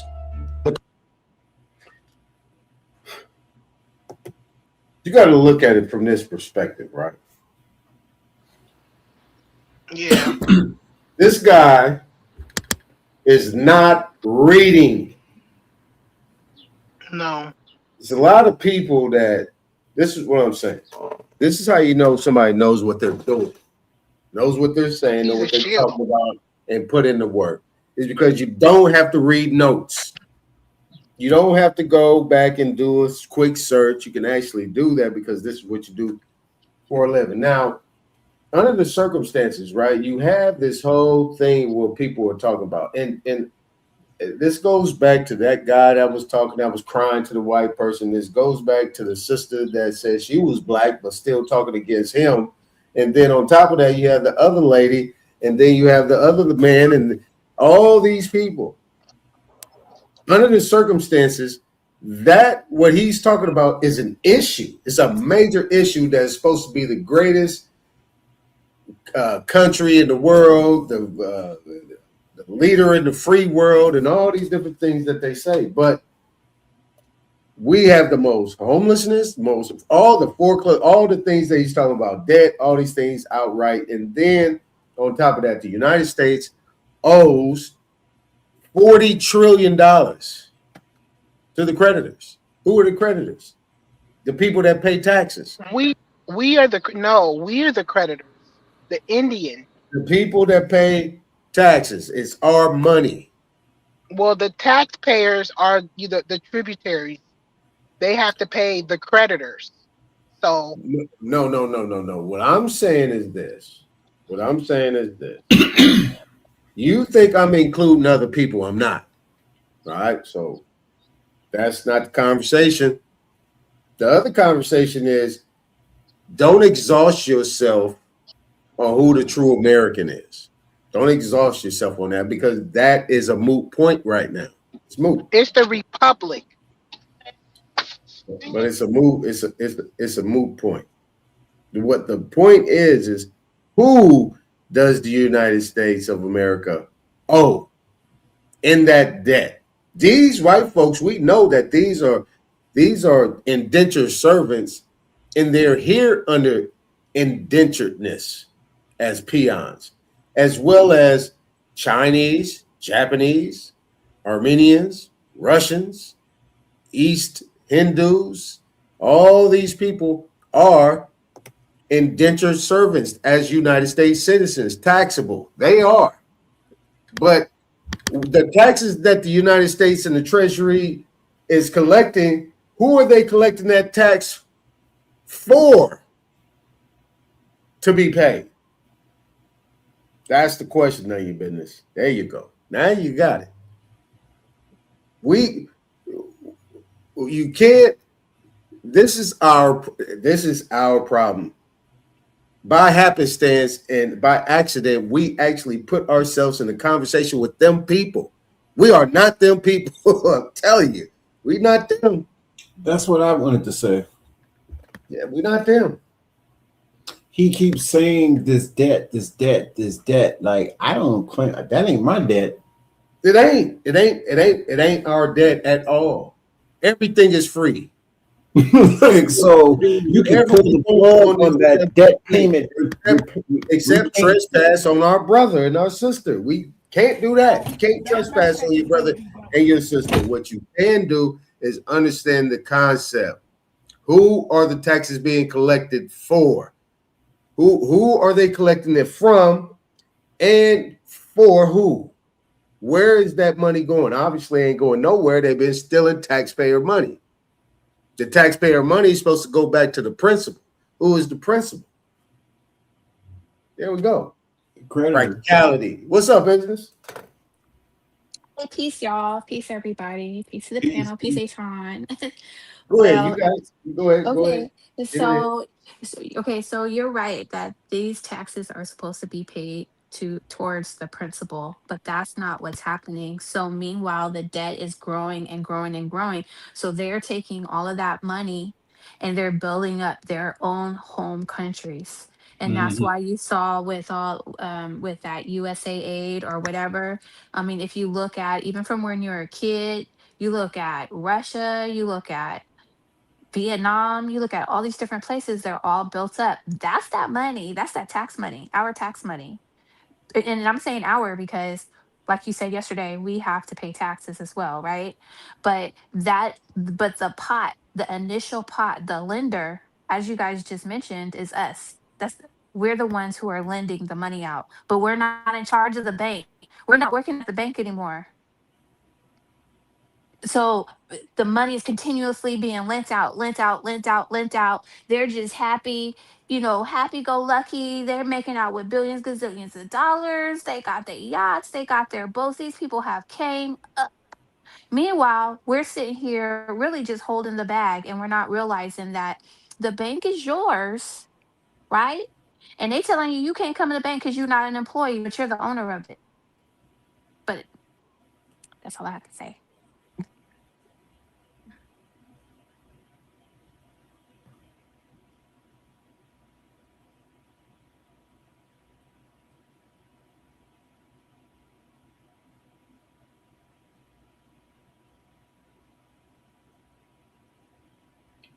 You there? Oh yeah, my bad. You're saying that you're the leader of the free world, right? And this is what I'll add to this business is that you saying you're the leader of the free world. Number one. Number two, you got this black person talking about our democracy was established in 1965. You're the leader of the free world, and you're the most richest, prosperous, and the most strongest militarily, otherwise, like they say on top of that. But you have these stats that he's throwing out there. I mean, he's dropping them one by one, spitting bars, freestyle, off the top of the dome. Now, at the same time, you are $40 trillion in debt, but you're the leader of the free world. Well, they're Make that make bankrupting. sense. I mean, And on top of that, this is where that brother right there and all these people that are talking about our democracy and this, that, and the other, these people are making a point to make sure that $40 trillion debt don't happen. We are going to make sure in our agreement with you guys, like he was snapping it off, that we are going to make sure that $40 trillion debt and these people will never get a dime. We'll keep them in a system of poverty based on a racist ideology called white supremacy. Go ahead, Isness. Well, one of the things is we can't get really caught up, and I understand that we may be feeling the effects of this right now, but a lot of that homelessness, the money that we were spending on homelessness and stuff was not being like, I don't know if you guys been to Skid Row. While all these people were pouring into California through San Diego, through the planes, through the trains, through American is automobiles. this. What? What? Been in Los Angeles since 1994. Okay. I'm J Dub pretty much been in Los Angeles his whole his entire life. whole life. Okay. So All right. y'all seen the Skid Row, and it's the saddest thing. And if you want your heart to be broken, go to Skid Row. And so while all these people are pouring in who have homes, when they come here, they could just walk right across the border, and they somehow aren't on Skid Row. They are not on the streets. They are doing just fine. So when we're talking about homelessness and stuff like that, if these other people now have to feel a little bit of pain, I feel like we should all share the pain, because what's been happening is we've been going through all of these painful circumstances, and everybody else is living high on the hog. So let's trigger some of this stuff back. I'm sorry that you lost your job at Microsoft, but isn't it true a lot of these black engineers we're talking about, these tech companies wouldn't even hire them? So, and did any of those workers stand up for them and say, you know what, we need to bring in more of the people who invented some of this stuff? No, it didn't happen. So now they're losing their jobs. And so I'm supposed to sit here like this guy and feel some sort of pain. They didn't feel pain. I got somebody right there in that Southern California. He can't get his tech job. He been looking for a tech job forever. You know where he's working now? I don't even want to tell you. It's so bad. So I don't feel bad what this guy is saying. Let it tighten up a little bit, because what was happening is everybody was living high on the hog on our dime. All right, so I just put up this right here on the screen. You said, let's reset this BIA. Is that the Bureau of Indian Affairs? Well, actually, I was just saying, BITCH type BIA. That's Oh, what I they meant. But you can say that, hey, that works. Hey, that works. Okay, well, I'll say this, right?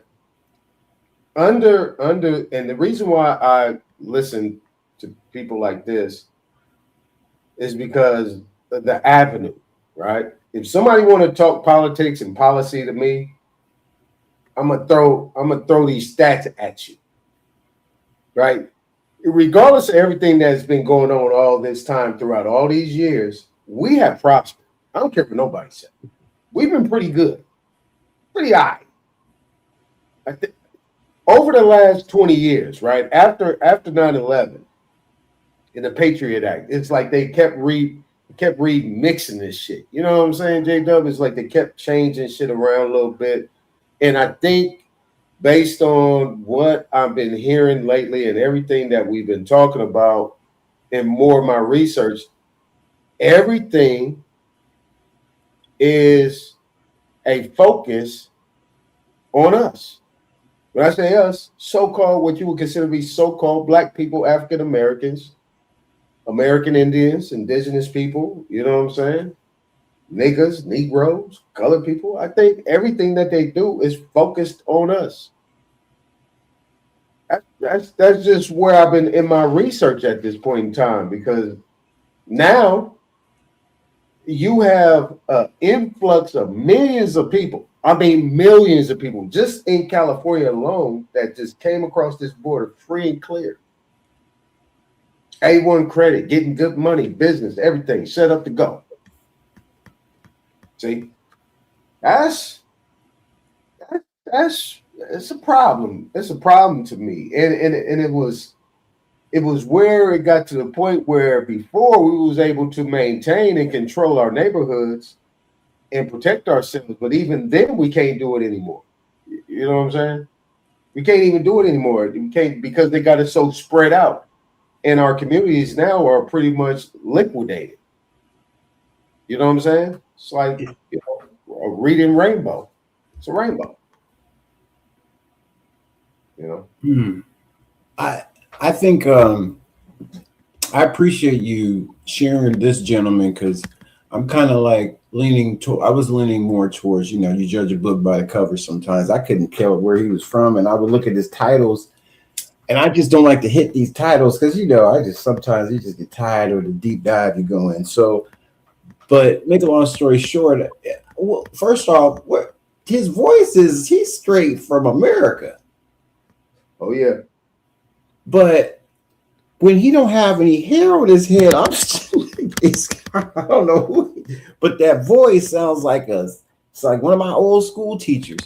But anyway, what is this? Yeah, you know where he cut from. You know he got some of that in him. You can look at his beard. You can tell by his beard he mixed. Yeah. Yeah, but his voice, though, if I didn't see his face, he made a choice and he chose this side. Yeah, there you go. Thank you. And so I didn't decide to pick, because at first when I heard him on something, he didn't sound like this. He sounded a little more, I don't want to say proper, but you know what I mean. It was a little different. I didn't hear him like this. Maybe I didn't listen long enough. But make a long story short, what Isn't This was saying about, you could be critical thinking about his facts. He blew my mind with the numbers, but that's what I got from him in his little quick tidbits. He hits these numbers, but numbers, they were still generalizing this Trump thing, because I think it was because he was being anti-Trump with everything he would say. But that's what I was seeing when he was using his headlines to get clicks. But I didn't click. But now I'm glad you did. And he's got some solid numbers that you could use for ammunition. I mean, man, but then you do have to go in and be critical of, okay, who is he really talking about? Because like she said, the homelessness, there's a lot of factors in that. You got a lot of people in homeless, we know how they are. They got homes. The homelessness, I know with the Black families from LA, they were on some substance. but they had homes down the street. You know, they just didn't go to them, meaning their families and whatnot. So the homelessness can be checked, but if your goal is to change the demographics for whatever political purposes, whatever, to grab the purse purposes, and it's not going back, the money's not going back to the principal. Like, I grew up when the streets were tarred every summer in LA, in metropolitan area. Every summer there were services that were done, basic stuff. You just didn't think about it. And it just seemed like they stopped enforcing law and order. The immigration I used to write little books in elementary about immigration. I remember the first time I heard the term illegal alien because it was in the news. People were getting arrested. People were running from their vehicles because they didn't have their documents. They get in a car accident and bone out of there. You know, everybody run from the car, scatter. It went from that to now them saying people are, like you said, got keys to the kingdom now. Right in there, walking up in there, getting new houses, rolling in the, I mean, I'm out. I do a lot of traveling between the Central Valley and Southern Cali, all over Cali, but LA and Central is. I'm out in the farmland ag area, seeing them take advantage of that level.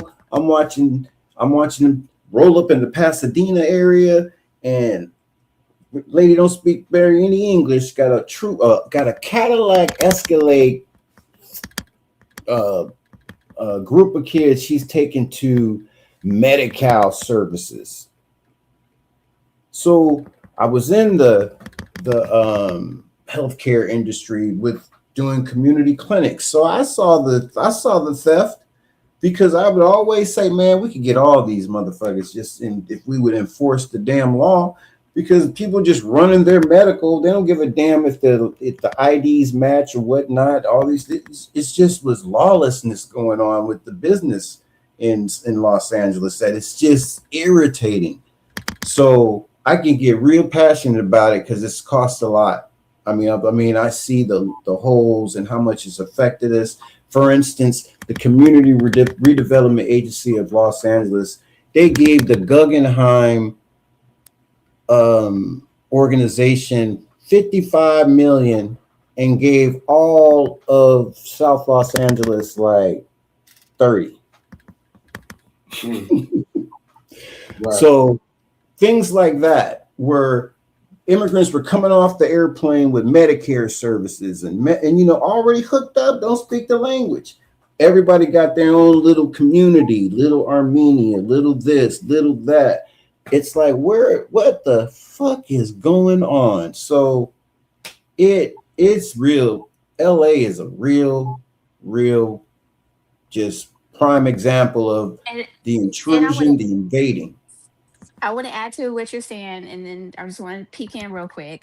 And you were talking about when you're younger, you're talking about the streets were paved every summer to the point where now it's not. But what's happening now? What did Karen Bass say? Well, if y'all scared to go to work, we'll pay you to stay home. Ain't that what she said? Yes. That's what I'm saying. It's gotten like that. Come on now. This is so, like you said, treason.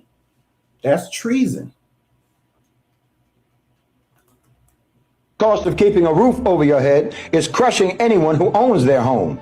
And evictions, just look at, for example, Phoenix, Arizona in 2024, 86,000, almost 87,000 evictions filed.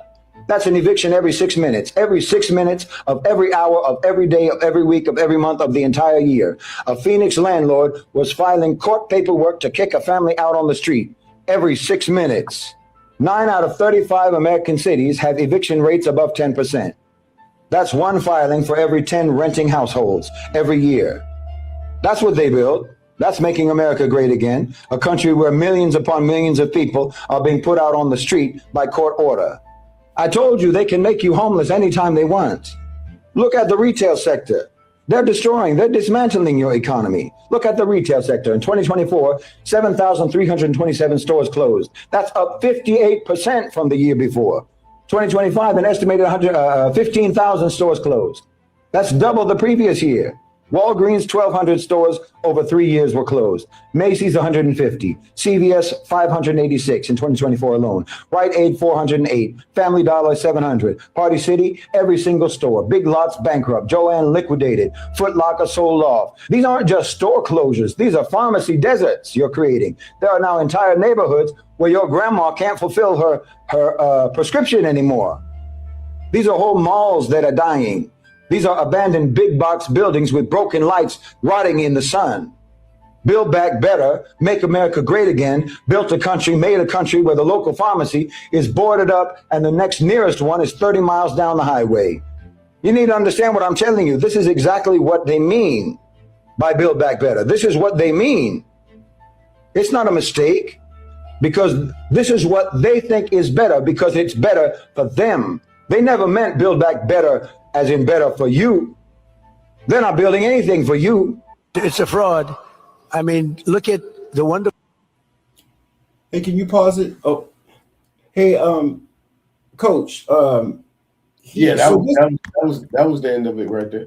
When you got that, that's from. So he's talking about the Biden and Kamala. Yeah, he's talking about Biden and Kamala. Yeah. So, but now, because I was seeing current stuff, but he's talking about Trump. But now that's going to make me. I want to see him critically see what he says about Trump, because if he's putting up the numbers like that and explaining, if they're still showing that trend, then hell, he ain't doing shit either. Then, hey man, gas is damn near $7 out here. So. Right? That for California, he ain't doing shit for us, man. It's still like, I take it back. The water, he did release some water. If for this the man is farmers. being critical of Democrats, then he wouldn't be talking about California, because California actually is a Democrat-run place, and we have really high taxes on our gas. So we're like taxed more than anybody else. So they're paying $5 and we're paying nearly $8. So. Well, you know what that's about, right? Check this out. Like I said, back in the day, probably was getting the funding, the monies was there because California, I always remember as a kid hearing we feed 90% of America. Just a little Central Valley. And then we talking about we produce 40% of the fuel of oil for America. Guess how much we produce now? 2%. So yeah, he's right about them completely dismantling our industries. That was the obvious thing. I remember as a kid growing up, I had pride in my clothes that say made in the USA. I didn't buy shit that had some foreign country's name on it and clothing back in the day. I remember back in the day, if your stuff said made from China, you would get teased. Like people would look at your tag. Do you guys remember that? Yeah, that's what I'm saying. Pull your tag back and see where it was made, and if it's made in China, they will look at you crazy. I looked for USA on all my clothing back then. It wasn't. We didn't have that, and then it just switched. So just the electronics. Remember the electronics we used to get? They would last forever. Now all the electronics is throwaway. I'm talking like an alarm clock, simple alarm clock, that wood grain radio alarm clock lasts for 20, 30 years, 20 years. Now, I know you don't need it to last that long, but it would be, you wouldn't have to buy another one is what I'm saying. Now you got to buy this. It's throwaway. The stuff is all garbage, and it's all to run up this debt. It's obvious now. It was just so they could steal the money, and then and Aton showed it with the gentleman saying, they're gonna keep us from ever recouping that 40, getting that money back. So that's their goal, that they never pay that down. Just keep it at interest. They'll never pay that. They'll never put money towards the principal. That's their goal. And keep building it larger. Mm-hmm.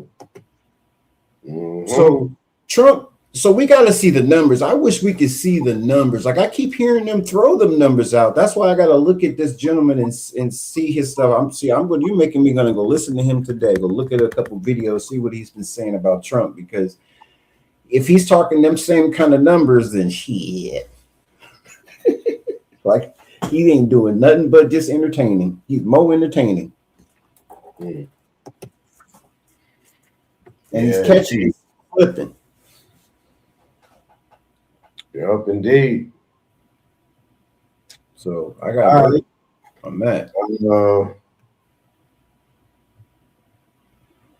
All right. Well, I think everybody pretty much then. I just wanted to get those things out. Anything else, business? I know you said keep it. No, you had said something about if you can be done at the same time. What was that, business? What you put up right there? If you can be done at the same time. You said, This is when you guys earlier you guys were talking about treason. And but you brought it up after you were talking about remedy. So for me, the conversation was mixed. So what I was saying is both charging people for treason, because when he brought up Karen Bass, that's a great example of treason. That's what you're Yeah. talking about. Yeah. And so it could be done asking for a remedy and charging people for treason at the same time. Right. Right. Well, I'm gonna stick to this topic right now because a lot of people want to talk about the voters' rights and just stay there, and then move it to Jim Crow and move it here. But it's a lot more deeper than that. So are you concerned about that? Because I'm not concerned at all, because these people, let's bring up Karen Bass, weren't doing anything for anybody. So why are we lamenting? Why are we crying? Why are we going back and forth? Because they took these areas and uplifted other groups of people. Why are we sad? Can you please tell me? Maybe I'm missing it. Maybe I'm out of touch. Why should No, I be sad about that me, voting rights thing? I'm not sad. In the beginning, earlier when I started this, I said I've never voted, ever. I've never voted, not one time. Never thought it was anything that I was interested in. Didn't know what I can get out of it. Wasn't worried about it because the elders that I knew wasn't really worried about it. Only people that voted was, they used to always say they voted because that's what they thought they had to do. That's it. Were you on the West Coast when you was in your college years? Yeah, I've always been on the West Coast. Okay, but y'all unless you up in Oakland, Berkeley, y'all be chilling. Yeah, I mean, you know, when you look at it, Politics. I know my mom always voted. And, you know, for that generation of people, I guess they felt there was some form of empowerment. My generation of people, I grew up, we never thought of it to be anything but a hindrance, you know. So we was always about, man, I ain't part of this system. You know what I mean? This system ain't doing nothing for me. I mean, if you look at the politics of everything, right, y'all? These people, and I should have clipped, not clipped it. I should have pasted this one. Well, this white lady was talking to her so-called representatives, and she said this. She said, "We didn't force y'all to be up here and all this shit. You volunteered to be in this position of representation. And at the same time, you're sitting here fattening your pockets. So you are a servant to me. You should be coming to me, asking me, what can I do for you? Not me asking you to do something for me. Nah, it ain't even about that. Nah, it ain't even about that. So this is where politics is went. So nah, I mean, ain't me crying. Yeah, I'm trying to show the other aspect of it. Everything that I'm gonna provide is gonna be on the other side of the mirror. Because bottom line, I'm like, look, all this stuff we're talking about, all these things that have been done, has been done, but people that look like us, but at the same time, that dumbed us down. Now, what I want to do is, I want to look into how many so-called black people voted for that 19 something crime bill. I want to know how many brothers and sisters voted for the No Child Left Behind Act. I want to know how many black people voted for the deadbeat dad system. I want to know how many black people went along with the war against drugs, war against poverty, war against education. I want to know about them people, what they did. That's what Well, you know, you could tell the campaign, and this is what you were talking about yesterday. I think what you were saying is some of our elders got kind of duped in that voting system. Folks came around the way talking about you really need to vote, and they were convinced it was you really needed to vote. And when you look at the crime, and the reason why I'm saying that is because I remember that era, right? And they demonized everybody, and so those older people probably felt like, oh my god, these it's out of control, we need help. And what we didn't hear is that they were calling people, what did Hillary Clinton and Joe Biden call, um Super predators. super predators. Yeah. Nobody heard all of that. You just heard that, oh, we need to reform. I think three strikes, and I think I was a kid and I knew it was wrong. The three strikes you're out. So I was like, if somebody steals a piece of pizza or something, they go to jail for the rest of their life. That didn't make sense for me. So I think it's just that it's the marketing. What keeps happening is we get caught up in marketing campaigns. I can add to that, but go ahead. I'm done. Oh, well, yeah, you know what? To add to that, that's what I was thinking about myself, because I had got caught up in the voting thing when I was a freshman, and it was when Clinton was running. So freshman, sophomore. So my friend, it was a political thing. The politics on the East Coast is more people into the local shit, man. It's like it was almost like a social thing, like. And because, when you're trying to be a part of the upwardly mobile, that's what's going on. We weren't really critically thinking. And then going to school in Atlanta was dope in '89 to me, especially compared to today. I'm talking about on a social, just on that kind of a level. It was clean for me coming from LA. It didn't have the gang banging aspect. It was clean. The streets didn't have no bums, and it was 66% Black American that was running the city. So I would go to the dentist. The dentist would give me carte blanche because I was a Morehouse student and all that. You know how they was doing. I never seen that. We don't have it in Cali like that. So just seeing local, that kind of camaraderie and just business and politics, it was kind of a thing. Some of my classmates, I remember them working on the local campaigns for some of the mayors, and then doing some stuff for when the presidential thing was going down. So I got caught up, like you said, it was the marketing. So I agree to that. But when I wasn't critically thinking, and then at that time, when you're just making money, you're not being as critical as far as, and then plus they were doing these things to us. It was mainly the crack. That was my main thing, was to survive the crack era. So I wanted to get out of LA because of that. Because, back then they was talking about when I grew up, they used to report on how many they was killing every weekend. And they were reported in the news, and then they stopped reporting that stuff. And we have dwindled in numbers, and they know that's another topic to talk about. But as far as the voting thing, as I matured later, then I started to see, oh, hell no, I'm a slave.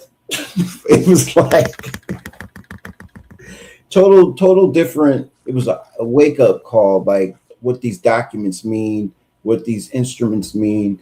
And so it was it's now I see how they get the manipulation is through these acts, and it's then you got to look at the definition of these terms and see, okay, wait a minute, am I this? Am I that? It's really so much going on that you just, as long as you have money to pay your bills and didn't have no problems, you weren't really.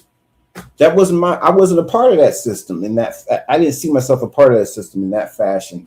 But then you see the immigration and how they destroyed LA.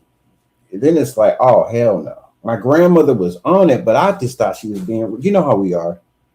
I just thought she was being prejudiced or whatever.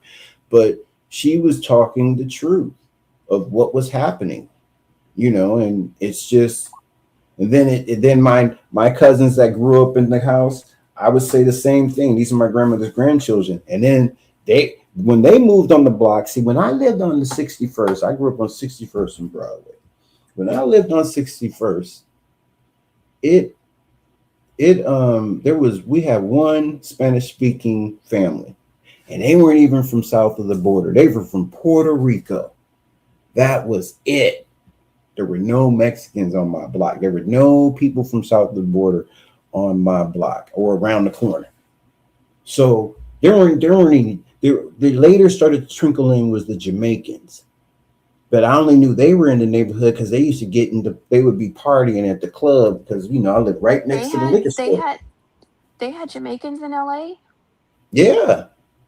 So they would be partying at this club, this Norm's liquor store. It was a brother I grew up when the brothers owned the liquor store. They owned the grocery stores. They owned the gas stations. But that was a neighborhood. There were no bars. There were no fences. I could walk lawn to lawn when I'm going outside my yard and got to go in some other fence. I could walk yard to yard from I was born there up until crack.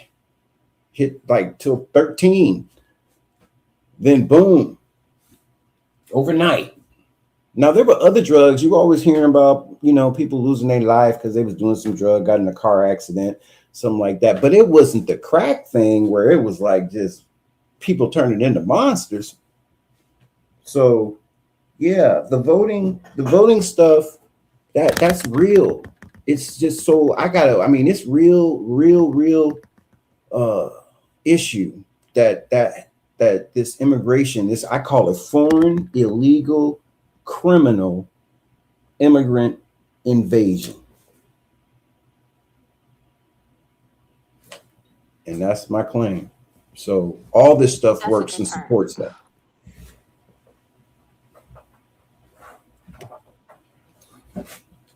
All right. So we gonna go ahead, business, and then after you done. I'm done. Go on. What you gotta say, Aton? Nothing. You say we can go ahead and shut it down on this one. Is there anything else? I think that was a mic drop, so I don't have anything to say after. I'm sorry, I didn't mean to be like that, but I'm just saying. Yeah, that's a good way to, man. Sometimes you just, that's a good way to put a stamp on it right there. It's what it is, man. So all the things you're showing, this is supporting an invasion. So that's where the treason. That's where, yesterday when I was saying, I think between isness and what you were trying to get across yesterday, when she just said the one word tribute and you went on that one. But I get where you were coming from, because some of these people won't be able to pay us. And it's not up to them to pay us. They just need to just go meet their justice and be done. And then hold on. Let me clarify myself. Okay. When I say tribute, I am being 100% exact. And what Nanya reworded it, she said royalties. So as long as you're doing business here in this current form and fashion, a check needs to be printed out, a dividend needs to be printed out to all the American people, the people known as that Indian not taxed. And so that is what I mean by tribute. As long as, which y'all reworded it yesterday, y'all said it's kind of like saying a tax. Absolutely. So these people, a portion of that money, of them taxes, have to come back to that group of people. I'm going to call the lost tribe, those Indians, not tax people. That's what I meant. I got you. Yep. I hear you with that. I just think that the what I got from what Aton was saying was that, like, it's like the tribute can be paid, but people still got to pay for the justice. I mean, the justice got to do its part, and the organization will pay us, which is really going to be us, to me, paying ourselves, because they got. How does the criminal get? I mean, how does the how does the criminal that did the crime? How do they? I mean, they just like when they send you to jail, you pay restitution, but that's like. They can't afford that the government has to pay that. Yeah, what I'm saying is that individual just has to go and handle with immigration court and their crimes. There's a But gazillion people here right now. Them but people. I hear you, but how do you, but at least it has to be, but what are you going, what rules and what law and order are we going by if we're saying, oh, it's okay, we're going to let that one slide? I mean, really, how can we let any of this slide when there were trusts that were put in place? That's where I like where the brother, what was his name? Rod was bringing in that piece where, the trust is what the ancestors left and keep the goal, so we would stay on point with the goal. So without working that's like the grantor's wishes, then what are we doing? If we just keep letting everything slide, then it will eventually slide out of the proportion where we're being erased.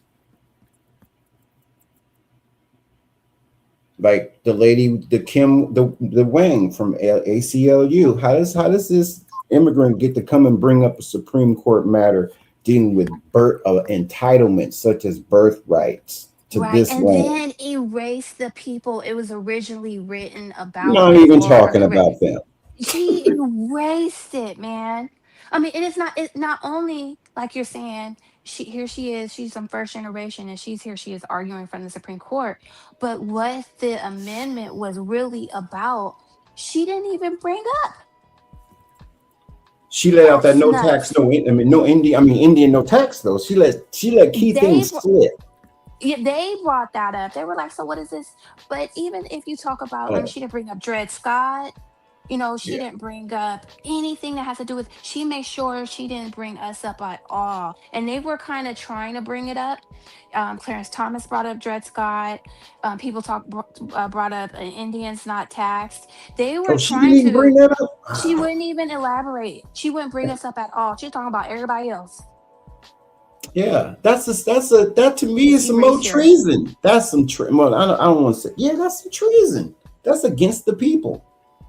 That's supporting invasion. So that's why I ended with that invasion piece, because that's what this is.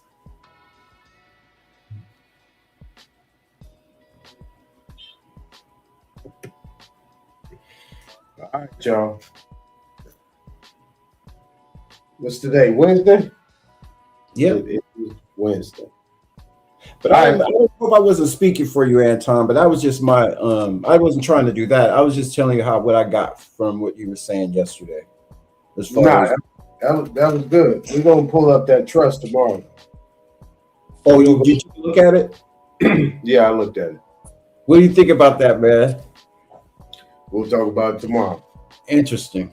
Okay. Thank you, you guys. You guys have a good night. You have You too. Thank a you. blissful sleep, and I will catch you guys tomorrow. All right. Thank you. Thank you. All right. Bye. Okay, so you got that covered then. Okay. Yeah. All right. Okay, so you're gonna put it on the. Are you gonna put it on the? You gonna share it? Yeah. I'm gonna share it. We're gonna go through it. Okay. Yeah. All right. Okay. Look forward to it. Yeah, for sure. All right. Later. All right, brother.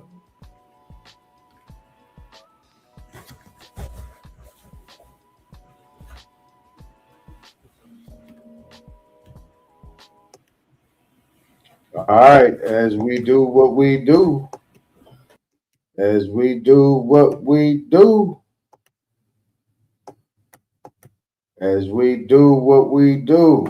a good build. Peace to everybody. Appreciate everybody coming up, contributing. What you got to know about what we have going forward is clarity. Clarity on what has taken place, just not to, but at least 100 years ago. 100 years ago, 1926. Then we could go back another 10 years, then another 10, then another 10. We could just keep hitting the decades off. What was going on at that time? Then we could kind of figure out what's going on. So, shout out to American Isness with the information she provided. Know Your Business with the information she provided. J-Dub, Heartfelt Center, the information he provided. Nonetheless, Nadi, the information that they provided, which was all was relevant and on point, on topic. We stay right there, straight line down the street. So that's where it needs to be in order to get a clear idea, you know, to get some questions answered, right? Because everybody has questions. We all have questions because we don't know. We don't know why, because we're not on the end. We're not sitting at none of them tables, and we wasn't there when those things happen or what they're talking about. So this us, we, and our that these people are talking about,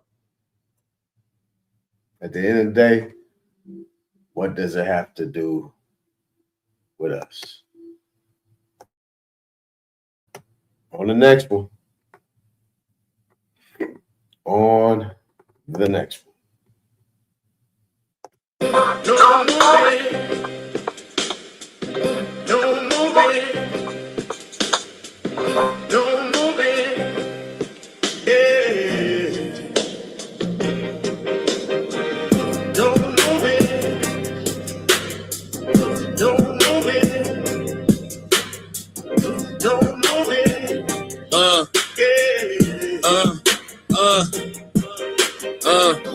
I'm the coach, quotes coded in oak with a ghost loaded focus. Chrome in the coat, king with the cloak, smoking that hocus pocus. Infinite styles, pivot and pile up the mileage. I'm wild with the science. You see the line on my avatar, iron jaw pride. I ought to devour the silence. Why you niggas steady lying? Got me laughing hard, satire and fraud. I fire the squad. Wise get crossed when I'm sparring with all the guards. Author of art, carving a mark in the bark of the market at large. Target the sharks, heart of a Spartan. I sharpen the margin with bars. You rather bargain and dodge. I'd rather you come get your taxes done.